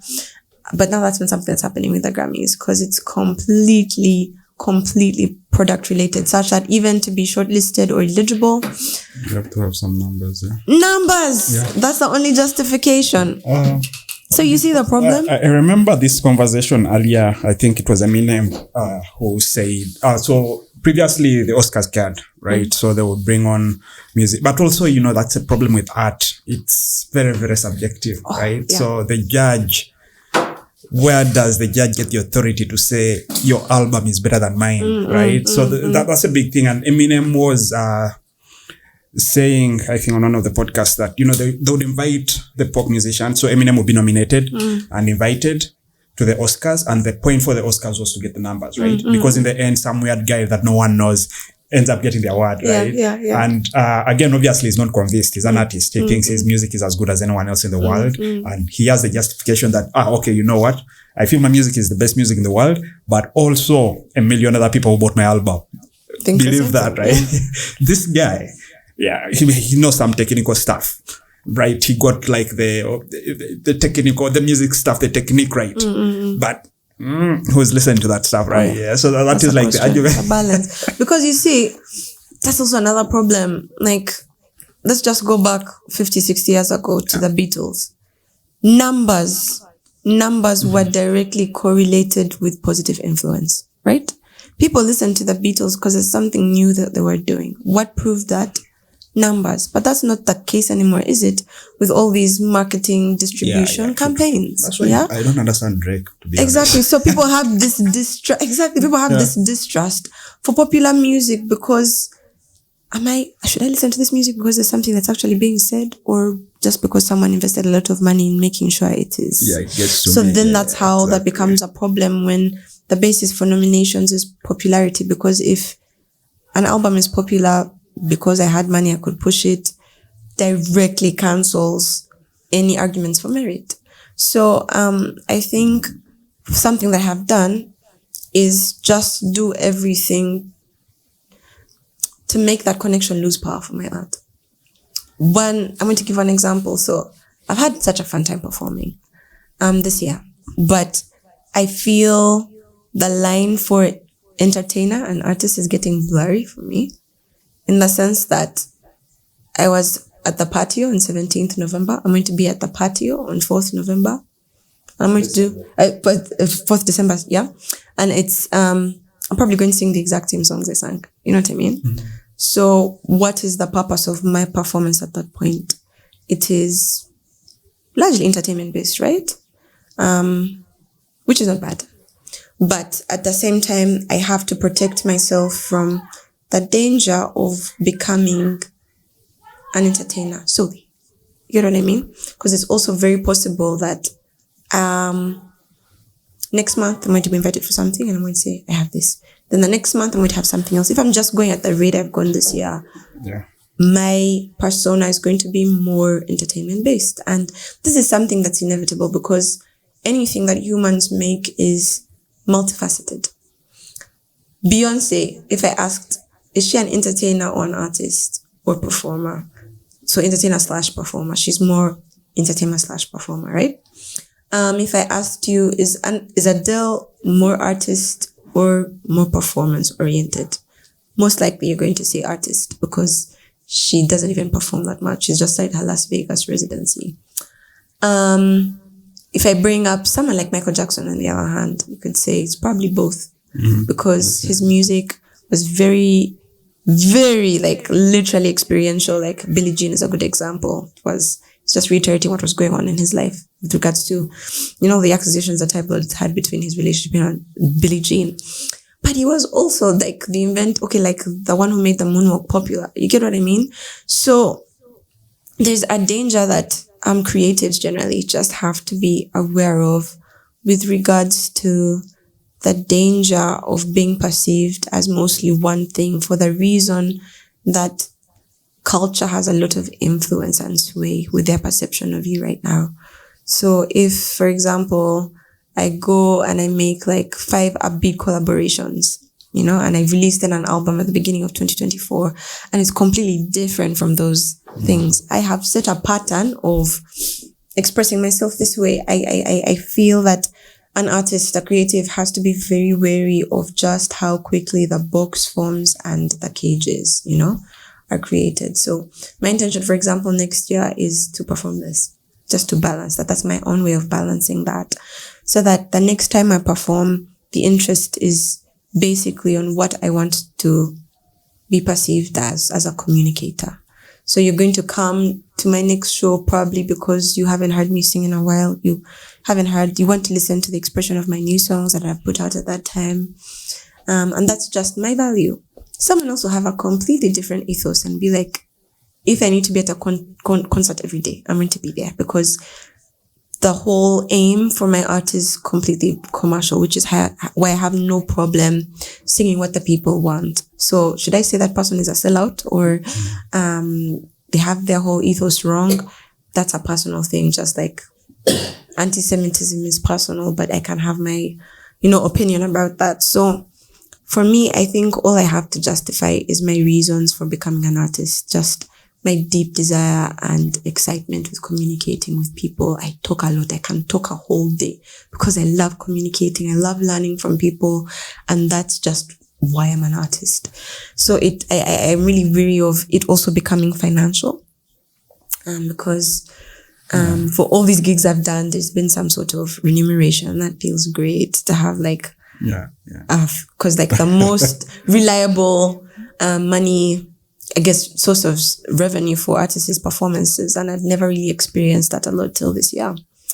And it feels great. But at the same time, I have to be wary of being incentivized to do this just to get money. Because then how does that affect my conviction that art should be original thought and true?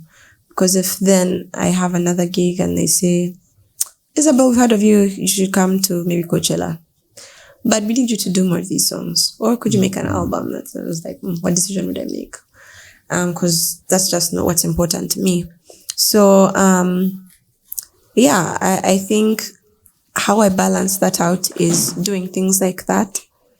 Just dancing around everywhere so I'm not boxed up somewhere. So I'm going to blog, then I'll write a book, then I'll release an album, then I'll do collaborations, then I'll and I think people always ask me, how do you balance being a lawyer, being a wife, being a mother, because it gives me and affords me different ways of truly expressing myself. Because if it was one singular way, I think I'd feel the constraints of that cage. So, for example, next year, more of my attentions are going to be to writing, not necessarily music, just writing and collaborations, not necessarily like bodies of work for myself, less performances, a more like just bringing back that Kamoli perspective of myself, because while it was disadvantageous, I think I came to terms with whatever its disadvantages could be perceived as. Also, I just handle celebrity really badly. Like I'm also going, not that I'm a celebrity now, but just I go to places and I'm recognized, and that rattles me. Yeah. I went to an event at the villa and there's at least 5 people that said hi to me. Isabel UG. I was like, nigga, how do I know you? Like, so I have to ask, how do you know me? I'm like, oh, your music is great. And I'm like, this is cool, but this is anxiety inducing, you know? So, it's important for me just as a person to remember who Isabel is and not get swept away by the excitement of what Isabel UG can also achieve for me. So I think that's my answer to that. That's how I balance it. And how do you get, do these, what's the word? In polymath, does the legal part of it get into, do you use some of your legal expertise in your music? Do you use some of your creative expertise in your legal practice and stuff like that? I think just the coexistence of those two things really justifies or adds credence to my perspective that someone is one person. So, for example, in writing submissions and presenting someone's case, let's say Mark comes to me and say they stole my phone. Write a plaint that I can use to charge the suspect or to charge whoever is responsible. To write that plaint, I have to express Mark's story as guided by what the law considers. So I'll say theft, it has to be something that's capable of being stolen, has to be something that Mark owns, it has to be something that was moved, and whatever justifications they give. So I start telling the story based on what the court will consider. Mark woke up one day and said, I'm going to buy a phone. And he went and bought this phone. And it's his money. And it's his phone. And what's the basis for the right of property? The freedom to own it. He's expressing himself. So I'm so in love with the fact that I'm able to tell that story always. Because when I go to a studio and I'm working with someone and they're saying, Isabel, I have this story and I want you to tell me this story. It's the same discussion we're going to have. What do you have in mind? What do you want it to sound like? Should we use more words? Should we use less words? Should we change the key so it sounds brighter? Should we add a bass guitar so it sounds funkier? Because it's all about communication. So, definitely the strengths of my creativity, as buttressed by, for example, law that requires you to be an advocate. They give you a set of terms, persuade us based on and marry what the law requires with your situation. That takes preparation and creativity. And then when it comes to expressing an opinion in a body of work like an album, marry what people will relate to in the universal human experience with whatever musical style preferences you have. So that happens. But at the same time, it's also disadvantageous because, and that's why I think I really love my Kamoliness as an artist, because you go to meetings, hey, Muyimbi. And I'm just like, okay, yes, I'm a Muyimbi, but can we think of me as someone presenting the law? You know what I mean? Yeah. Because I don't think by you making that comment, you're actually like derogatorily inferring that because I'm an artist, then that's maybe all I'm good for. And those insecurities come up, and just leave even just the gender complexities of being a young lawyer and a woman, being an artist and a creative and living a public life and openly talking about my mental health convolutes or makes that dynamic much more complex. So, I think it's just life. So I try to compartmentalize it. I'm a lawyer. And you work for 6 months, you're like, I need to make an album. Okay, now I'm a musician. I've quit the job. But I need an intellectual expression. I need to stand for human rights. I need to be useful to society. I was just like, I'm both. And that's okay. Does it affect how well I do? Both or all? Definitely. And of course, there's ways I've worked out what I can use to prioritize. For example, I have an employment contract with my employer, so I have obligations that I've already agreed to. I'm not going to say, so yeah, I'm a musician and you knew that before you hired me, so I'm not going to work today because I have rehearsal the whole day. No. Priority is going to have to be my work. But at the same time, if something extra comes up outside work, Isabel, are you willing to work on Saturday? Be like, how important is this? Because I also want to do musician things on Saturday. Sacrifice I'm going to make is I'm going to be busy on Monday to Friday and Saturday to Sunday and Monday. And it's just the only way I can make it work. But I'm also really, really energized by productivity. So the more I see something working, the more I want to do it. I actually have a problem being told how to rest, which is one benefit of my mental health issues, because when my brain is tired, it will really make it known that we cannot and we just have to rest. So that's a blessing in disguise in that sense. Yeah. I see. Yeah, let's pivot a little bit to copyright. I've always had very, I don't want to say controversial. Somewhere before controversial. When it comes to copyright. Yeah, and again, I'll use the example of our little production thing here, right? So before we bought, I think, a few cameras that come with software that edits, we couldn't afford to buy editing software. Yeah. And I mean, we could, but we will have to break the bank to buy it, right? But there are ways that are not so legal where we could get that software and work enough to make money so we can afford it in the future, right? So that's one thing, right? And then comes now to us making art, right? So we don't do a lot of music yet, but some of the content we do, we want to own it, right? So we don't want a random person to cut a clip of, say, this conversation and put it on their TV in the news, right? Without asking us for permission, right? So then there comes the hypocrisy, right? Because we want to protect our copyright, but we don't want to respect other people's copyright, right?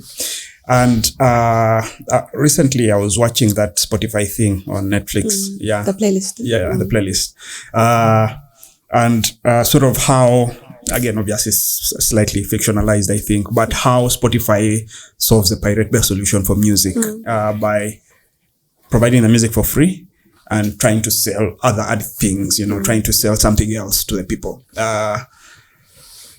Yeah, and that has been like my biggest confusion. When it comes to Uganda, for example, there's also a lot of conflict between, especially if you're doing music commercially, right? And it's like your only food. There's a lot of conflict between, do I require you to pay for my music, or would I be comfortable with you listening to my music for free, just so there's a chance that you can come to a concert, to my performance, right? Yeah. And so, yeah, like that is where I am. What is the actual value of copyright? Yeah, not like, I don't know if it's copyright. I'm not sure. Like, or what's the basis or the benefit of like giving into these legal structures? Yeah, exactly. Given the realities. Yeah. No, I completely relate with that. And I think Mark and I and the panel at the symposium touched on this a bit. And I just want to use the theme we've had in this discussion already of understanding the human story of copyright. As I already said, it came up when the printing press was invented, because then someone's idea that is like a product of his thought, of his efforts and his talent to put words together to express it in maybe a very persuasive way, was being taken away from them, because I could just then get that, copy that, and say I did it. So the first basis for copyright historically is morality. And morality, of course, is subjective. It's based on what someone deems is right and wrong. Sometimes morality is determined by the majority. Sometimes the majority is wrong. Sometimes they're right. Sometimes there are things that haven't been considered at all. So when you think about how from all those centuries ago it trickles now to its expression and perception in society for especially protecting commercial rights, you have to understand the basis first to then determine the morality. And this is why I love intellectual property. I studied and wanted to be an intellectual property because it directly relates to the human experience. It's not as inflexible as land law. Where's the land title? Okay, on the land. He doesn't own the land, full stop. It's not as clear cut as it seems. So there's new laws coming out. There's discussions happening all the time. It's ever dynamic, and that's beautiful about it, in my opinion. But when it now comes to the morality, you then move to human rights, because that's the next basis for copyright. The right to property. Can we consider intellectual ideas expressed as property? Yes. Why? Because they're beneficial, right? First chill, you owning it and know that Isabel UG sang this song. No. It's beneficial for someone to hear our opinion. It adds to the quality of life, human experience, the influence of music in time. I'm just using music as one example of creativity, because copyright cuts across so many, works of arts that are protectable or eligible for that kind of protection. So you have the right to property, especially, championing the constitutional basis for copyright, because it's saying if you owned a car, tangible property, why would you have, and you alone, the right to earn from maybe using it as a special hire? Because it is yours. So all those arguments are moral, because there's a benefit, there is a something even psychological, although it's very psychological, because with evolution, having property is directly correlated to survival. If I had this house and I didn't know if today I'd be in it and tomorrow I'm not in it, how tough would I feel? Today I might be alive, tomorrow I might not be alive, because shelter is imperative to my survival. So we have to see the influences of the human experience in the law to understand the law. Now, when it comes to copyright as expressed in a more established manner, maybe in the last 100 or so years from the TRIPS agreement, there's still two basic principles that we move from to change whatever we're changing. What is called the moral right. If I am the author of a work, I have the right to be identified as the author of that work. And that's basically still up to now a moral argument. It's one of those very special laws still existent, along with maybe the law of on confidentiality, whose right and wrongness is still very based on conscience. The second one is economic rights. Because it's considered as property, I have the right to earn from it. Now, legally, it's very little work the court is going to do in saying, okay, we understand you come from Uganda, things are expensive. How am I going to afford software of like $3,000? The court is going to just begin from what is clear cut. Whose right is whose? Yeah. So that tells you that, on the basis of the black and white of the law, piracy is wrong. And of course, there's so many ways to beat that, because piracy also doesn't exist from thin air. There are very real needs for piracy, such that very easy example is whenever grains were being stolen from royal or court, storehouses, they're like, people are hungry. Our tax is high, Okay, let's reduce the taxes so people have more money too, because that was something such that in those days, if you stole food and you said you're buying it for your family, because of the circumstances, there was a more lenient sentence.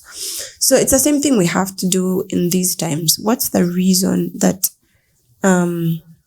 most works protected by copyright are not readily available, yet how are you going to survive in this world without editing software? Like any form of communication for a creative. Because this also relates to production. The digital audio workstations we use are expensive. And that's just a digital audio workstation. Then come to the equipment you need, a microphone that will make you sound okay. It's like $1,500. The plugins that you need to add this effect and that, and they're like thousands of dollars each. So are you really telling me that I'm going to spend, at least $3 million to build a studio in Uganda? Friend, we'll never make music. You know what I mean? So, as you said, most of these companies are cognizant of the realities, especially outside of the countries that have less stringent protections, but it doesn't take away their rights. So I'm sure Ableton knows that there are crack codes available for, the software. And can they do something to completely prohibit that? Yeah, they can. But the question you should ask is, why aren't they doing that? So I can tell you that they understand the realities. But at the same time, those realities don't take away their rights. That's why I'm saying, and you brought it out rightly, because your allusion to hypocrisy is based on the reconciliation of your morality.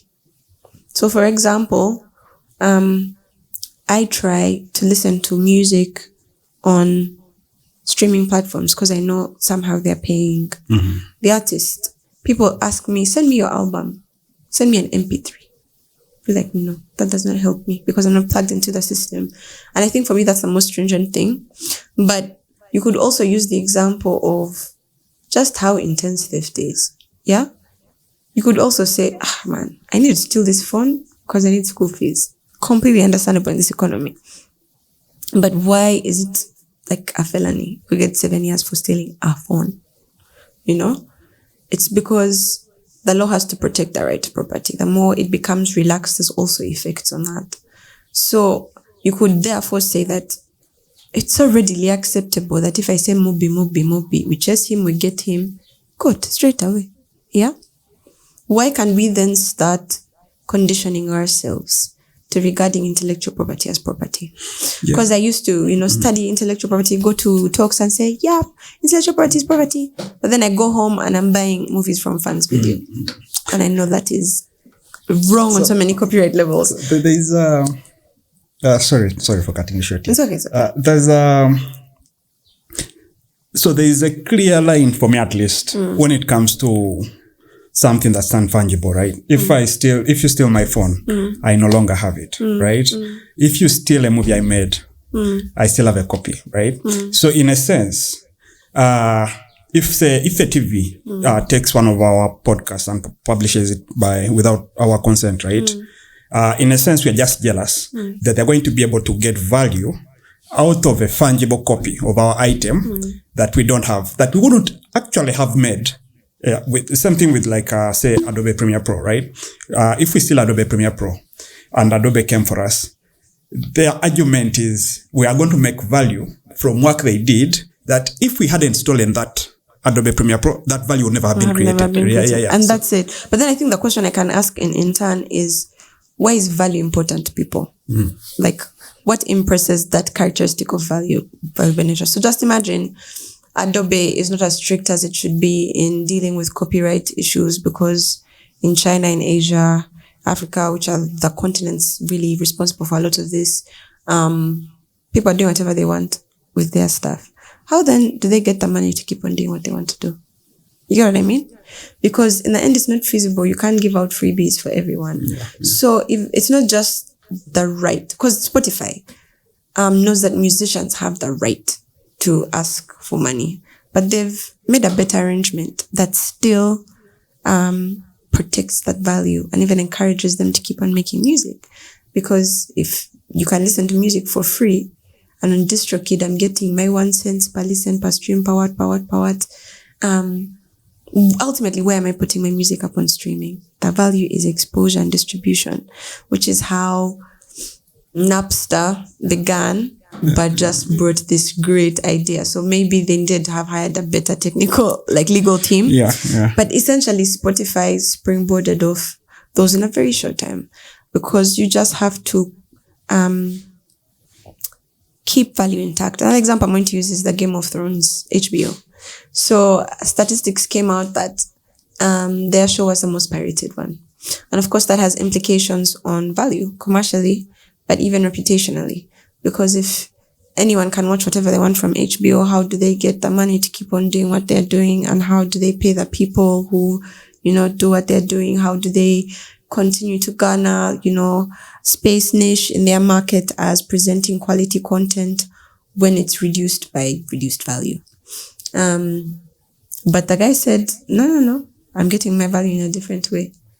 These are stats, indirect stats, to show that we are making the most popular show. Yeah. And that's also something we talked about with Mark at the symposium, because we'll say copyright, I'll start involving all these rules, but yet value for your exposure or distribution or people knowing about Isabel UG is as simple as sending DJ Aluda, hey, this is my MP3. He hasn't paid for it. He hasn't asked for it. I given it to him.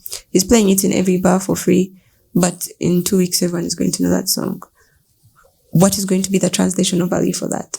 How is that going to elevate me to keep on doing what I want to do? So it's very many moving parts. But I guess the explanation is just why the courts have to clear cut it. Because if they make it even more blurry, then anarchy. You know what I mean? Just the same way war is inevitable. Is war beneficial? No, but you can't take away the right for people to determine themselves. And that's how international looks at it. So it'll be like, okay, war's allowed. But let's set down some basic rules. Don't bomb civilians, which is why we have international humanitarian law. So that's the point of the law. And it's still philosophical because you come to the purpose of the law, which is the human story. Are humans inherently good? Are humans inherently bad? So does the law come to bring out more of the good or to curtail more of the bad? Or what is the ultimate goal of the law? Law and order or expression? Because there's been times complete anarchy is justified. Article 1 of the Constitution of Uganda basically intimates that if the will of the people goes against the current leadership, there can be a legal coup, basically. And still, it's a very philosophical and moral principle that is based on Ugandans have the right to choose who leads them. That's all. So I think when you think about copyright and this balance of it, just get the general principles and see how to switch them around. It's the same thing the social media empire has done, because no one had ever figured out how to commercially exploit attention. When you ask, I get Facebook for free. I don't pay anything. Such that even verification, I just have to apply, and the advantages are even more. Which is why guys are like, it's okay. Even if $8, okay, it's new, but we can pay. You know what I mean? Because the value is so undeniable. People are wise enough to move around the main rules, but the principle is offer acceptance, consideration. Yeah? Someone has to lose something, someone has to gain something. So we're losing attention, right? We're giving the resource of our time to Facebook, to Twitter, to what? But then because the product they're selling, so like, for example, the real customer of social media is advertisers. Because they know I'm going to look at my phone, as I'm looking, an advertisement is going to, So that's how it works. And that's a wise way of advertising. It's a wise way of using and exploiting basic human needs to be affirmed, to communicate, to be heard for commercial value. And that can tell you the state of the times we're in. By that time, we can't even see that it's exploitation, which is why I really loved watching The Social Dilemma. Because you know how the highlight of the last century was just the Nazis? I can bet a lot of money it's going to do with social culture, because of the role social media has done in it. And still it's just a tool, but the manipulation of humans based on the psychological ties to it, it's basically legal drugs. That's 100% correct. So same thing. So when you see all these laws being made, these discussions happening, please don't forget the role of philosophy on like ideas, what is right, morality, who believes what is right, and ethics, the general beneficial principles that guide morality. So there can never be one answer of this is wrong, this is right. And I think that's something I love about IP. I see. Well, one of the things that has always also like perturbed me has been our identity as a country, like artistic identity, right? It's very easy to listen to an Azawi song and say, oh, this sounds Nigerian, right? Because there is a Nigerian sound, right? It's very easy to watch, say, Lukman Ali movie and say, oh, he was trying to do a Hollywood thing, because there is a Hollywood way of making movies, right? There's a Bollywood way of making movies. I think Nollywood now, there's also Nollywood now, right? Yeah. But there is not, initially we had Kadongo Kamu, but that was also like very Buganda thing. It was a Luganda thing mostly. There is no like a Ugandan Ugandan identity in art. Yeah. I hear you. So I think the first question, and this is something I really enjoy talking about because as I mentioned at the beginning, I struggled through explaining all of this. What makes identity legit? Or what authenticates identity?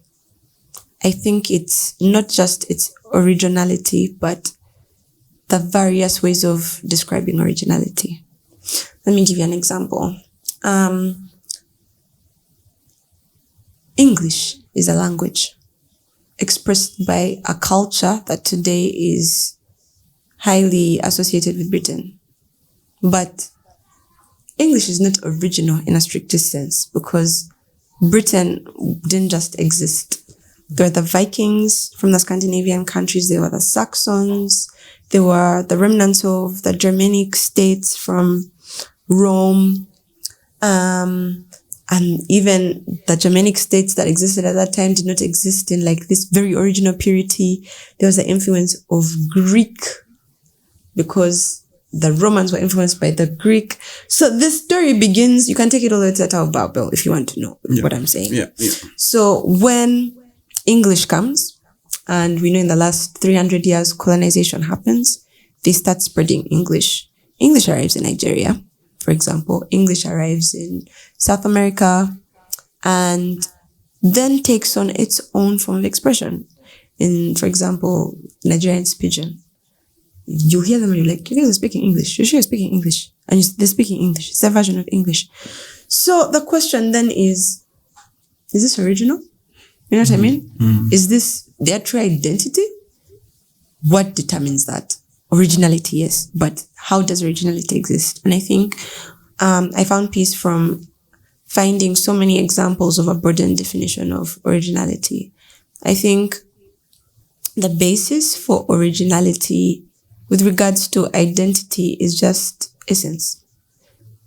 Why do we talk? Because we desire to express who we feel we really are, which is our essence, right? Mm-hmm. So if Azawi comes and makes a song completely populated by Nigerian style influence, is it Ugandan music? Mm-hmm. Mm-hmm. Mm-hmm. Then you start giving reasons for reasons against. I don't think it is because it sounds Nigerian. Okay. I also don't think it is because Ugandans have the ability to create something new, right? Which is the whole reason the word original exists, because there's a probability that something new, novel can be created. But how often does that work when you come down to Azawi's subjective and personal experiences? Has she lived in a cave that she's not influenced by Nigeria? Are we not aware of Nigeria's popularity right now? Based on very meritorious reasons, just a really nice sound. You know what I mean? Is there anything that is not characteristic to being human for her to want to attach to what she appreciates from Nigerian music? Right? So then originality becomes more about expression and the fact that as long as it comes from me, it's original. Okay. And this is a very, very real way that law has applied this as well. There's a case of two photographers from different countries that went and took, for some strange reason, the exact same picture of the Eiffel Tower. So it was monochrome, black and white. So this photographer says, that's the exact same picture I did. Ask says, that's the exact same picture I did. The court sat and they were like, what's going to be the basis for rights? Because it's originality, right? When you go back to the story of humans, it's more for someone who has made what they have made to have the rights to what they have made. And that's what the court considered. So they said, can you prove how you made this picture? Here's my plane ticket when I went from here to here. This is the camera, this is the film. So you made this picture independently. Yeah. Do you know that guy? No. Have you ever seen that picture? No, in fact, when I saw it, I thought it was my picture. Oh, so even you, it was your independent efforts, right? So that's the characteristic for determining originality in the law, for example. I see. It's the same thing that's applied. Yeah. Did Azawi independently make that song? That's expressive.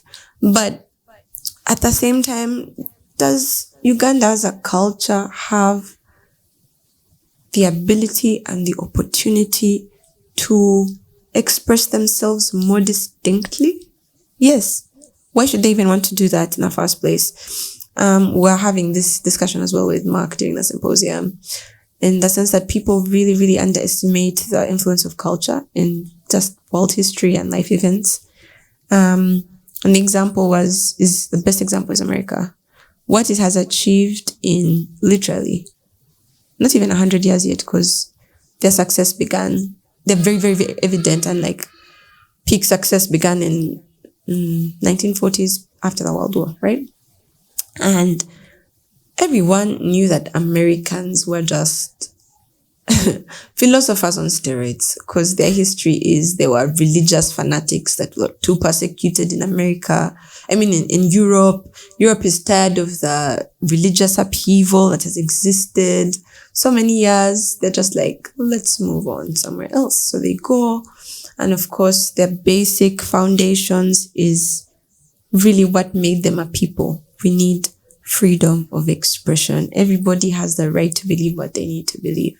So it's no surprise that America is the land of the free, because it stands for that a lot. But of course, standing for principles like that is very, very difficult when you're populating a whole continent, because the British first had, influence over them. People from Australia, it was a place where you served out your indenture, basically another form of human slavery or punishment at that time. So you had people from all parts of Europe, people from all parts of the world, even at the foundation of, its beginnings, making America. That's why it's really an immigrant country, and which is why it's really hypocritical that they're against immigrants right now. But yeah. Eventually, they beat them in that American War of Independence in the 18th century. It's a big deal, it lended like a lot of validation to the benefit of allowing people to be free. So they became the new cool guys, and Europe that was, autocratic became unpopular for that reason, which is why the basis of democracy right now is very unautocratic. And they struggled. Okay, they got presidents. Stuff was clearer till the Civil War. And so they've just been like how they've always been. You look at America and you be like, nah, America. This has been its story. The world looks at it and it says Americans. Until the World War. Such that because of how the world dealt with them, they knew, and because of that history, they hated Europe. So World War I, they're like, Europe stuff will be Europe stuff. We're not intervening in that war. World War II begins. The Allies are losing. They've been trying to convince America to get on board. We have stand by our foreign policy. Europe stuff is Europe stuff. When did World War become American stuff? Pearl Harbor. When the Japanese killed Americans. They were like, okay, now this is personal. And their help changed the direction of the war because of the support they gave to Britain and France. And that was firstly something the rest of the world is still indebted to them for, because since they were financially stable, a lot of the loans given to Europe that was struggling and recovering came from where? America. So that's how they built their wealth. And there's so many other reasons to explain why they're successful. But in this time, the reason they're most successful is because of a man who went to California, saw a desert, and said, I'm going to turn this desert into a city. Yeah? So he built Las Vegas, Los Angeles, Hollywood, basically. And his vision was very Babylonian. Yeah. In the sense that this was also the time in America's culture, the generations are doing what Britain was doing during the other time, coming out of the cage of that very moralist. So he's great. A city basically where people can gamble all they want to and have brothels everywhere. And because of, the liberty, creativity thrived there. So by the 1930s, the pictures are such a big thing. And it's changing America because of the very effective dissemination of opinions and very fast way of homogenizing them. Because someone can just watch a picture and see one opinion, and the whole world is talking about it. Sorry. So how you need to know this was powerful was when they started exporting movies to other countries, especially Europe, because Africa was still colonized and all that. American ideals became so popular in Europe because of the influence of Hollywood through the pictures that most countries banned Hollywood movies. Do you know that? Actually, I didn't know that. Yeah. If you watch a Hollywood movie, it was a crime. So to combat that, because it was really against just the morality of creativity, they started trying to encourage Europeans to make movies. But who had the jump start on that? Hollywood. Yeah? It's the same thing that's happening now. If Yeezys are cool, it's going to begin in America and it's going to end up all over in China. You know what I mean? The other countries learning from America's example and doing well are examples like South Korea. Almost 60% of their GDP is from entertainment because they've just taken that playbook and applied that discipline and the values they have in excellence. And they're just churning out these very talented pop stars because what they do is you're 12, you audition, and that's your high school. You're just learning singing, dancing, drama. Oh, wow. Yeah, so that's how they are sure that BTS will be. And because it's very original in that sense, like Asia's eaten it up and now America has to pay attention, or the rest of the world has to pay attention because they need to also tap those markets. So that's how it comes. Basically what I'm trying to say is culture is the strongest thing. Second example, Nigeria. 2006, what was Nigeria known for? Wasn't music, is what I'm trying to say. Wasn't music the way it is now. But then you have Davido, the band, and all these people expressing. Were there artists before? Yeah, but no one had expressed it in a very Nigerian way before, with a very primal, cultural beats and, pidgin. That was a big moment for them because it was an expression of their hybridity, like the hybridity of their natural Nigerian culture with regards to very original styles of sounds, words, languages, meets the hybridity of the fact that they were colonized by Britain, and also meets that hybridity in the context of a globalized world. Because I'm going to listen to Taylor Swift not because I'm colonized by America, but because I have access to American artists. So it's all those pieces being balanced. And for Uganda, my song and my message, and which is why I'm very passionate about like a Ugandan artist, is we are not going to start making music that's powerful until we see ourselves as Ugandan, right? Because when you make music, all you're going to be doing is copying whoever it's working for. Be like, yeah, whether or not my music sounds like them, I have a way I can express myself personally. A Ugandan example is Chameleon. All those epochs, see, it's like this. It also is met with a great originality and independence in expression, because we're always listening to Congolese music. And the thing is, we struggle to remember that 60s, right after independence. And for that very reason, like just the euphoria of your independence at that time. Fred Masagazi, Kadongo Kamwani's popularity, so many artists. Uganda had its own music, Ugandan music, because no one else was doing the style of Kadongo Kamu, which is very storytelling oriented, characteristically in Uganda, always with a guitar because of the melody. That's something that whether hybrid or independent was something Ugandan. And then you see where that slump happens, which I'm always trying to say, related to history and to culture. That turmoil, political turmoil, just from the end of the 60s to the 80s, when the early Wamalas began again, to the 90s, Philly Bongo Ledutaya, Kafero starting by the end.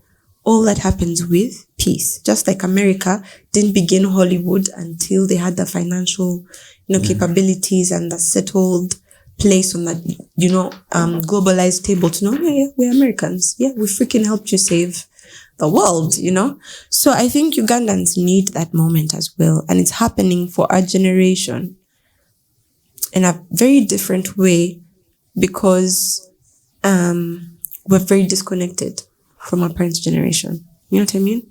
So it's the same thing that happened in the 60s in America. You have every generation is different, but you reach the 60s and now sex and drugs are cool. And it's what the young children are doing.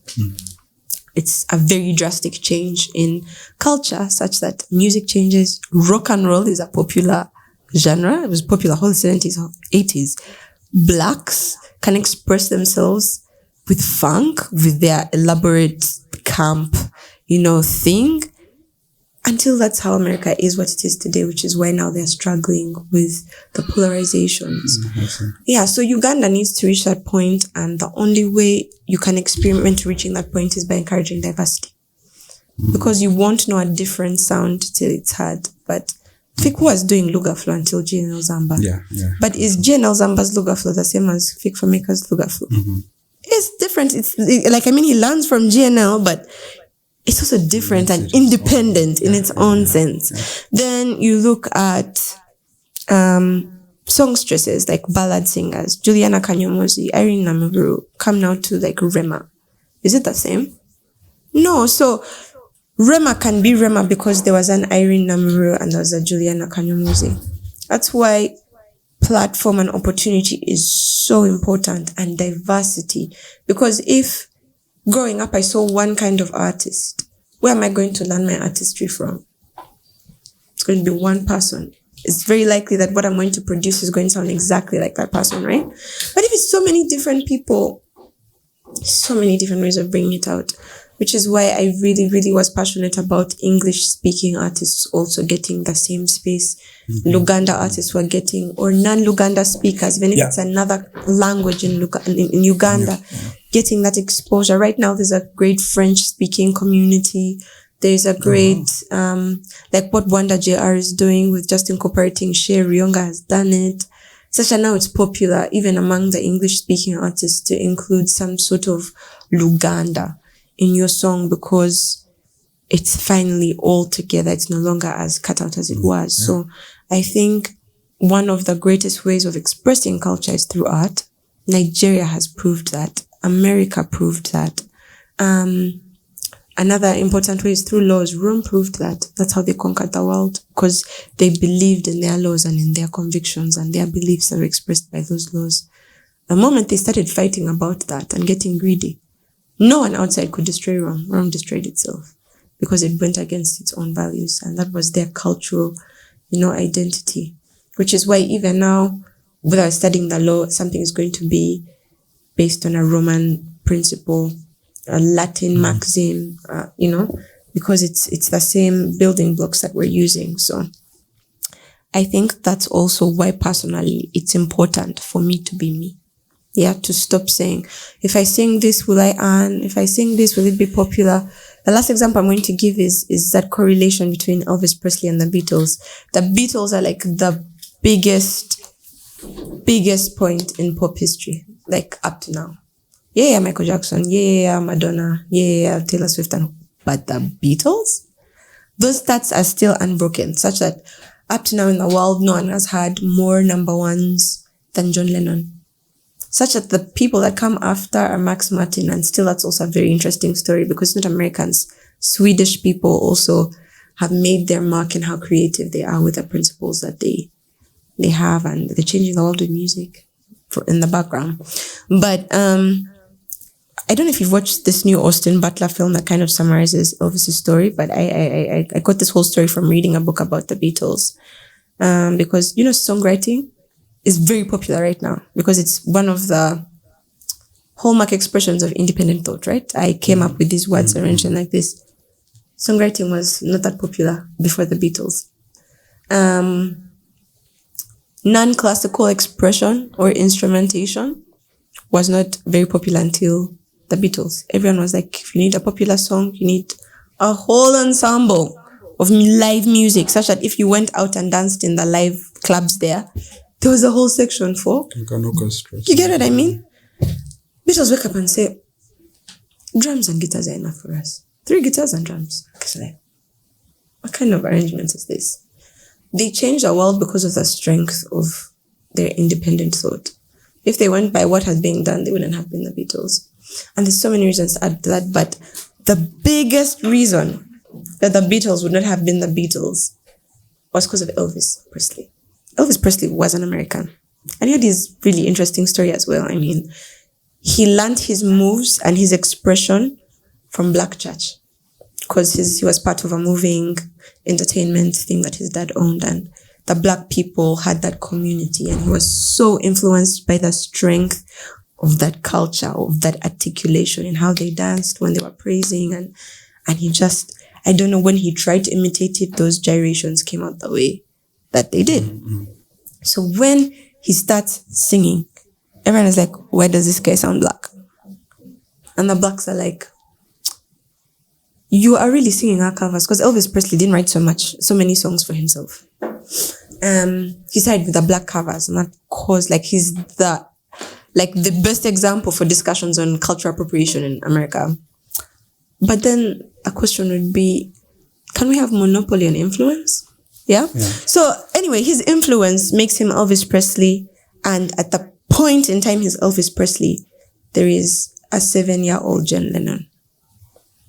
Looking around in Britain, there's nothing to learn from, but he has gone through this really tough childhood, and as art is very helpful in expressing, he needs to express.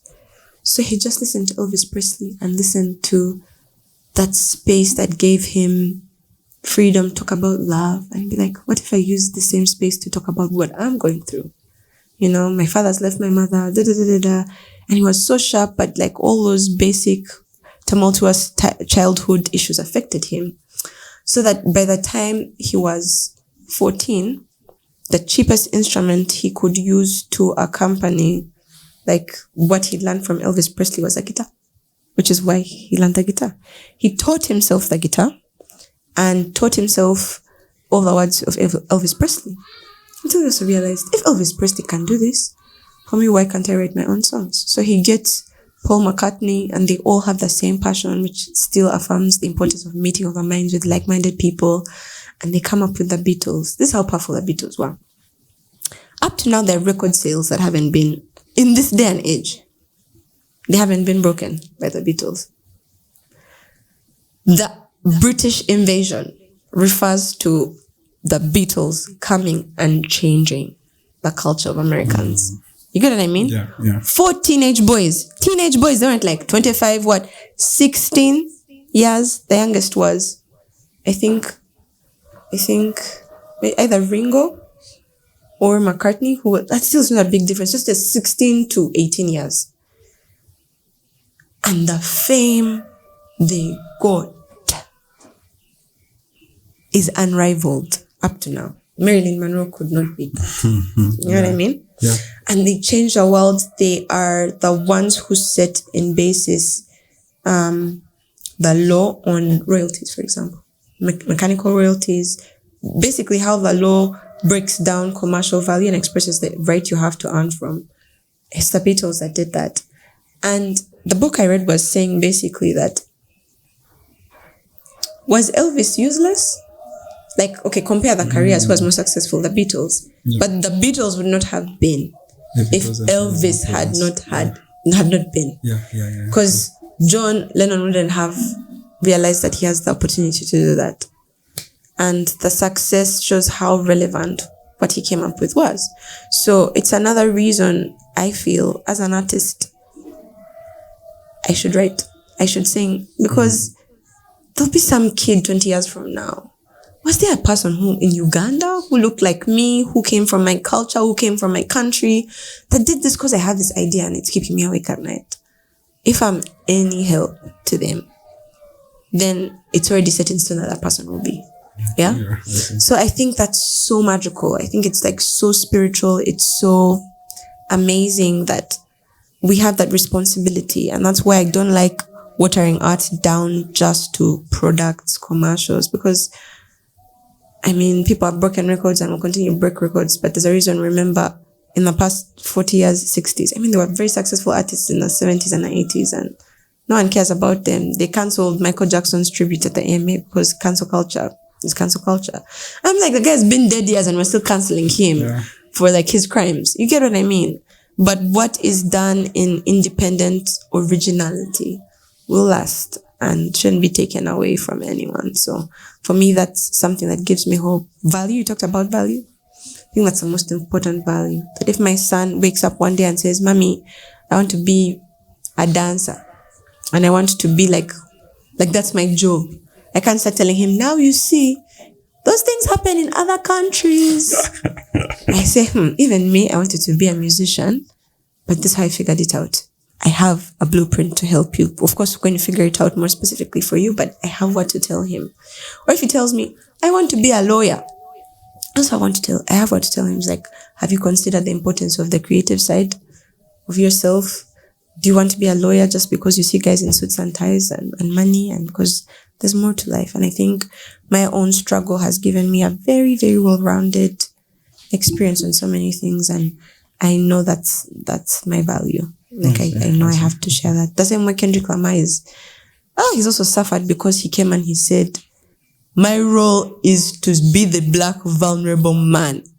And guys were just like, nah. And I think that's why To Pimp a Butterfly, like, it's just one of the most amazing works of art, because he keeps on saying that, guys, we need to understand that the things that define us as black people isn't the fact that we're nigger enough to kill someone else. You're killing your brother. Yeah.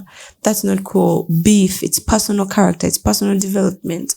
Like, we've been like ostracized for so long that we've taken on these bad characteristics. The same way the gangos will get their tattoos because the world has said thieves are like that. But that's not it. You know what I mean? You're more than what people say you are. So yeah, if you hate, but that's a crime. See it as a crime. Like, and like, I think that's why I'm also really excited about Morale and the Big Steppers, because the whole premise is a black man in therapy. Just that is shaking tables in a black community. That album, when it came out, I struggled to listen to it a bit. I got a simple hack for it. I removed We Cry Together and the album flows for me. Friend. I hear you. But like, it's so amazing, like, to see the power of art when someone just follows those principles. That's what I'm trying to say. Because if you went with the stereotypical of like rappers a gangster, what, where would he be? His story wouldn't be relevant. Yeah. Actually, one last question I think I have to ask now is, so in including this, part of what we do is, say when we do some work for clients, you get feedback. So the client would do the client's wedding, and the client would be like, I don't like your video. And like, they don't have like specific feedback, but they're like, it just doesn't feel right. And then when you see it again, you're like, I mean, I guess it doesn't feel like what everyone else is seeing, right? You know, but over time, what that instead sort of inhibits is that kind of doubt in yourself, imposter syndrome. You kind of be like, am I really good enough to edit videos? Am I really good enough to like shoot a film or something like that? Does that happen for you, like with your multiple career paths? Oh my God. Like, on so many levels. And like, of course, it's amplified by the way our time communicates approval, disapproval. So there's so many ways. I told you, comparison, insecurities. I am a walking embodiment of all those. But I think I've also learned my hard lessons. Remember that swing I told you? It's been because when I began, when I decided to record music, my first project was an EP called Chaotic Hearts, 6 songs about feelings and mob luzungu and whatnot, in a style that's not even popular. Like, because luzungu, hip hop, that one, we've seen clear cut, what. But now this folksy Taylor Swift like stuff. Taylor Swift wasn't even, what are you doing, basically? Was the resounding thing in my mind even before it came out. And one of the reasons I did it is because I wasn't going to wait to have the money to pay the best producer to do what. I was just like, what I honestly believed and securely saw that what I have now is enough, because what is important is the message. So I produced it myself, and with a couple of friends, Johnny Nyanga, Robin Malinga, really my crew, my musical kindred. We've been together since we're kids up to now. And I just said, as long as we have it even in demo format, can the instruments be heard? Can the voice be heard? So basically it wasn't mixed and mastered. I didn't even know about mixing and mastering at that time. And I released it. And people liked it. Like Beat Again is still a song I do a lot because people like it. I'll Be Waiting. Lagom the rapper is also a friend of mine. We grew up together. We worked on a couple of songs on that together and they did really well. And people are just really excited that, oh, Isabel, you're finally making music. And there was that positive feedback of like, first, we're not even talking about the production. This is great. This sounds great. Keep doing this. We're so excited about this. And that's one of the ditches I fell in because I just shared on Facebook for my friends and family and guys were like, what is your marketing plan? Because we need to push this stuff. It's going to work. Yeah. Then of course I went on the other side. Fellow artists or like people I looked up to sitting me down and saying, never do something like that again. Like whatever you express must be quality. You didn't mix, you didn't master.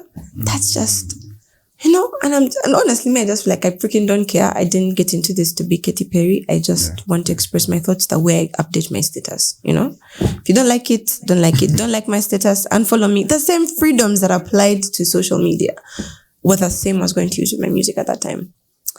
And of course, I started feeling that imposter syndrome of like, I think I just really didn't know what I was doing. But I was like, I didn't come with this whole seriousness. For you, a real artist, me, I'm just a kid dealing with my angst.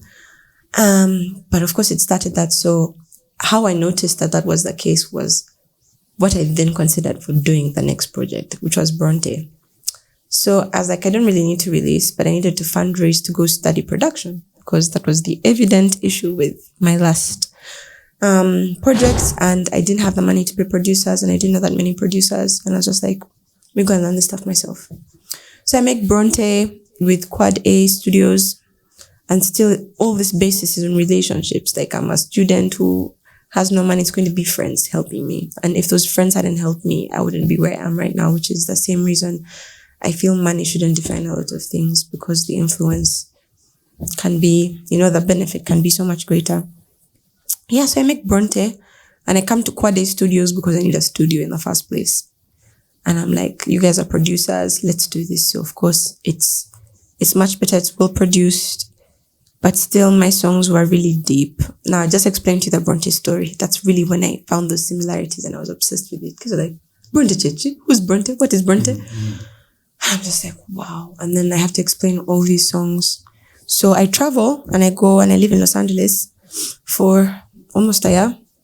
And that was also just another big thing, just being with artists and musicians from a different culture. There's so much that I learned. And for them, I think something that's a given is just the basis for excellence. Like, you're not going to make an album with less than $12,000 because that's just what is the standard. Such that even if you wanted not to, no, Spotify is going to play a bad sounding MP3 WAV file. So it instilled in me the professionalism of studio time as a resource, because, it used to be those things of, let's go studio from 2 to 4 and you just record one verse in that thing because you're jazzing, you're playing, you've gone out to eat. Then you have 1 hour and you're paying $100 for it. So when you go in, you need to do it right.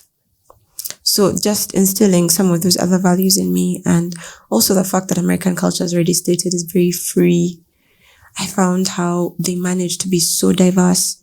The black people are singing, the classical people are playing, the metal rock bands are there, the folk person is then there's a pop guys, and it's just one thriving musical community. And the benefit of diversity, because I always kept on thinking, maybe that's just not how humans work. We just need one major idea for a time. We can't have many major ideas. But I was like, no, these guys can do it. And how they do it is the system is so organized, the law. And I'm like, IP is the thing. Because I had a friend who just had one song on Spotify, and that song did really well. And he's not even asking playlists, people to play for him, and it's just his friends listening. And they have that attitude of, even if you're my friend, I'm going to pay for you. I'm going to support you. Just the basic culture showed the commercial benefit. So he'd have a check of at least like $200 every month that's given to him just by Spotify for the plays that one song is getting. Now I'm just like, they could 2 EPs, I have not even reached $200, dollars for all that combined. So I was just like, I need to go back and I need to start I'm learning. It's a journey. Yeah. So people are trying to make me an artist, and I'm just like, I'm not an artist. I need to know what I'm agreeing to if you define me that way. So I had already gotten a few newspaper articles by Dennis Asimwe. Was really excited about like the diversity I presented. It's one of the people I'm thankful for, because he was the good side of that bad side imposter syndrome. He was like, you're doing something different. Me, so. Keep doing this. And he's telling people, guys, let's support people like this. etc. So after I come back, I'm just like, now let's do structured, let me start working with people. And then I find that in structures, they have this very small mind sometimes because of the commercial constraint they have. So you meet with like a big management entity and they tell you, you really sing nicely. Wow, wow, wow. You can play instruments. Wow. You can even produce. Oh my goodness. Wow. We need to have you here. Okay, cool. So let's do a project. What songs do you have? Oh, these are nice. These are really nice, but they're not going to sell. And we have business. We're not here to make your dreams come true. And so I had to make a decision. Should I make the popular music? Should I continue as I did? And of course, by this time, I'm struggling with just being unseen, unheard, and the pain that creates with that trauma of that dissonance of, I believe my music is this. So when people don't respond, is it that my music is not imposter syndrome, kabisa? And I'm like, you know what, maybe to do this stuff, you just need to do it, then you believe it. So I made a couple of songs outside my comfort zone that really are the songs that people still want to listen to when I go out now. Like Mungato. With Natty Nathan was out of my comfort zone, because I was like, I think I need to push myself out of my comfort zone to do stuff. But still, we made like 8 songs with Natty Nathan, and I just hadn't gotten to a comfortable place expressing sensuality the way it is expressed, I'm just like, I have no problem. Like, sex is not bad, but like, I want to say it in a different way. And just the way I wanted to say it was not compatible with the style, dance hall, and what Natty Nathan does. So that was so interesting for me. Like, that was such a great time, because we had to figure out, how do I keep my songwriting characteristics? But the song is Mungato. And the one that really just did that really well was Mungato. And so we still have all those demos, and maybe one day we'll release them. But I'm just not yet there. You're not yet there. So, I'm just ping-ponging, and I'm just like, where's the balance? I make Little Grown Up Child, and I'm just like, now this is my debut album. And how I know it's even going to be an album is I'm ready. Production is going to be right. Content is going to be right. I'm going to put it on like DistroKid. I'm going to sign contracts for all this shit.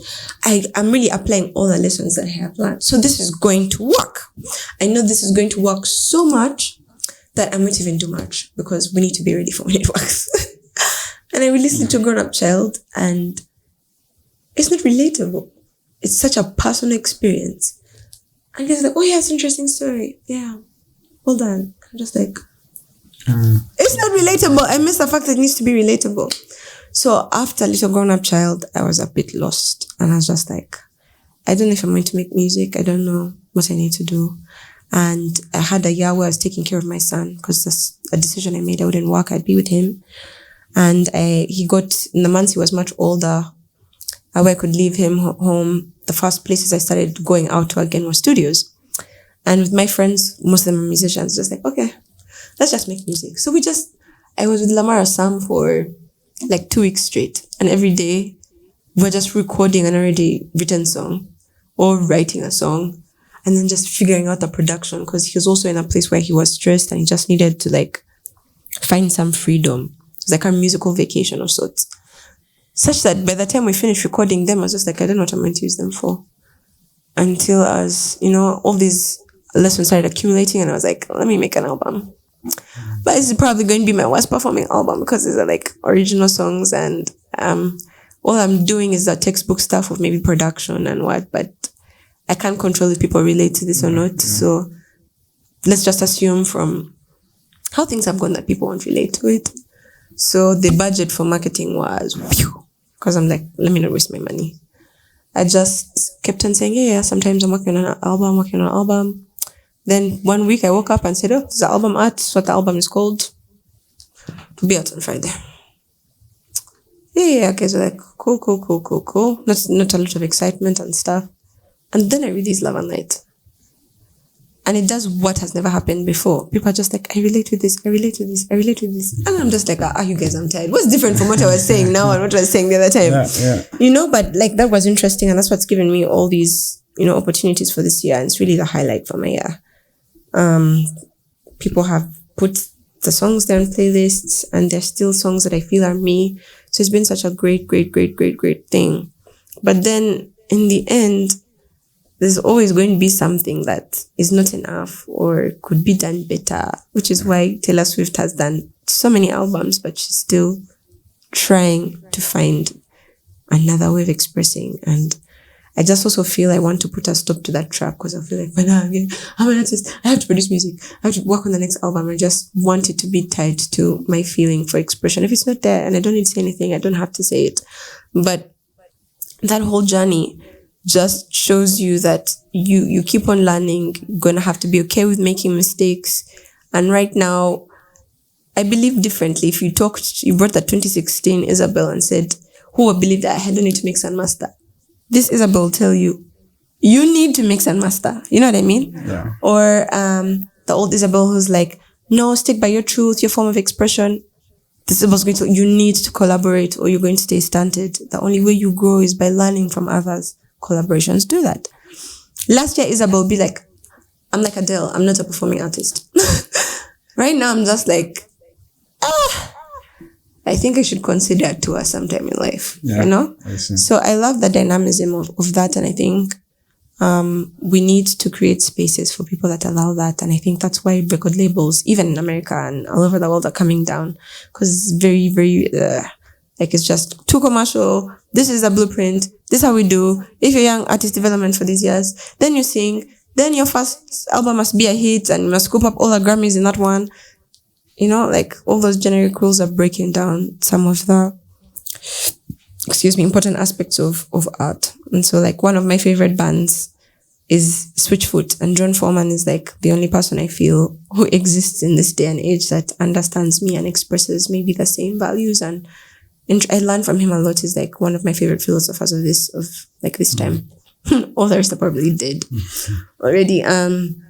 But they also had the same thing. So he was really smart with his brother. They come from church, and they're just this bracket of church. We need to stretch it with the universality of the human experience, which is also something I had to go through, because I began in church making Christian music, and I was just Christians and non-Christians, we all fall in love.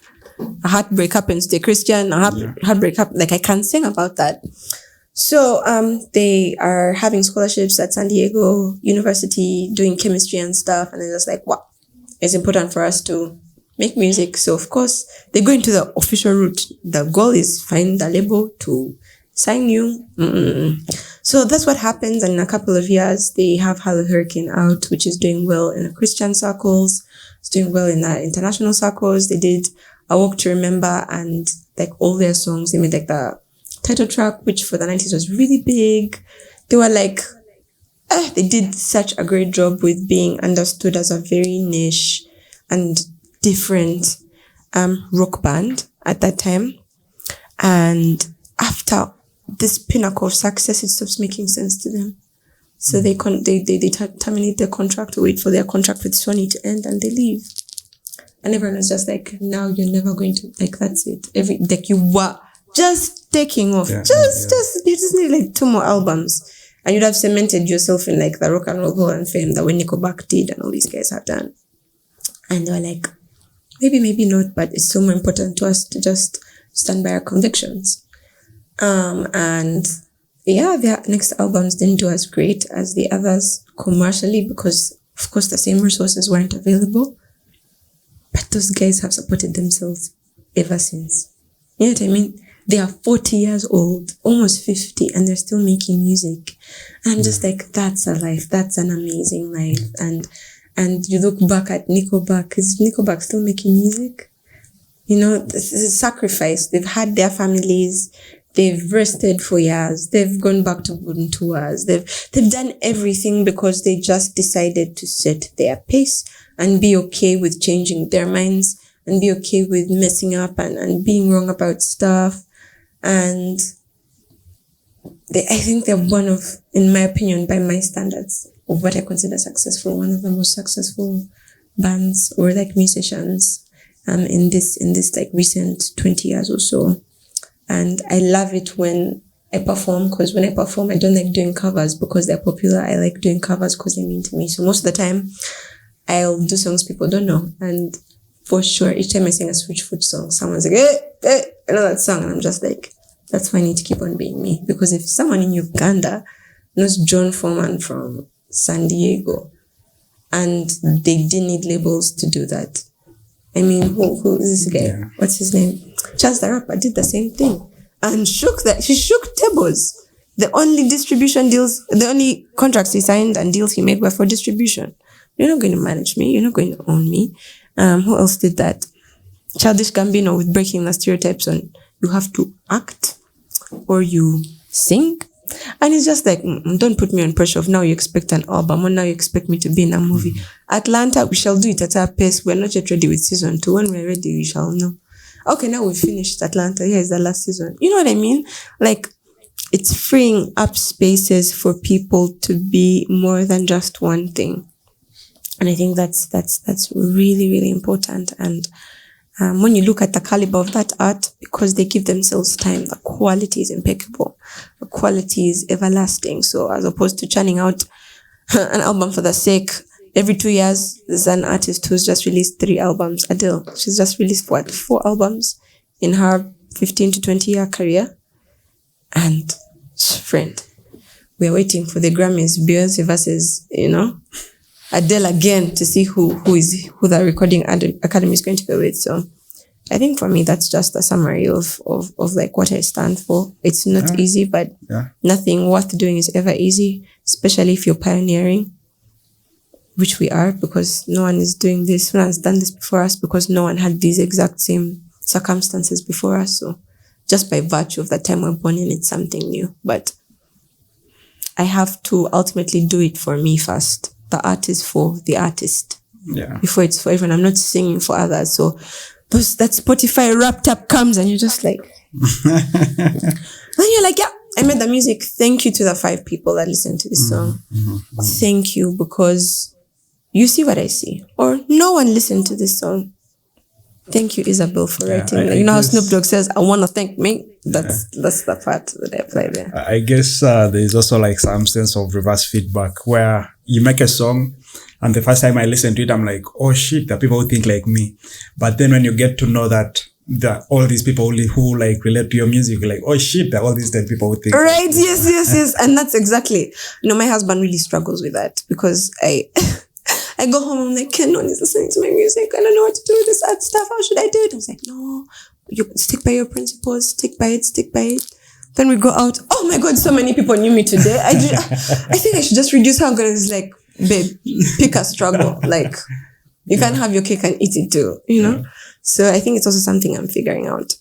But I think at least I have the advantage of knowing what matters to me. It's more of the impact of the art than any commercial value. I have nothing against making money. Oh my goodness, money would make my life so much better.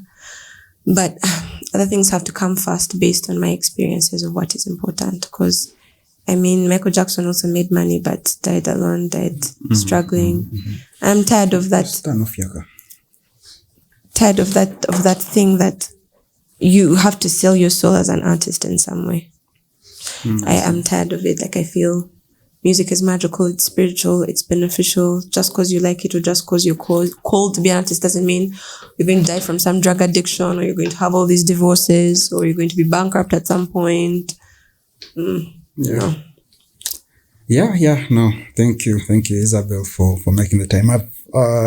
It's been a while since I did a podcast, so this has been a very good way to do this again. Love it. I am so impressed about how you're able to pull out all those pop references and historical examples. This is by far one of my best conversations, I think. I tell people a lot of this, so now I don't know whether but I've enjoyed it so much. I'd say it's totally a very memorable conversation. Thank you so much for having me. And I'm thankful because, as you know, I don't usually get the opportunity to speak for long regarding things like this. People are not very interested in them. So this is also really cathartic for me to have or talk to you who's genuinely interested in matters like this and sees the need, because I mean, like, we've just been backing up. Yeah, you're right. And you're right. And I love it. It just shows that, this space is for people like us. And I think it encourages both me as Isabel and you as big conversations to keep doing what you're doing and, create that thick skin that is not broken down by the things we struggle with, imposter syndrome, mania likes, mania retweets, mania. Yeah, true. We have something, right, that's going on if two people who have never really had a conversation can sit down for this long and talk and agree. That's true. Yeah, no, thanks a lot.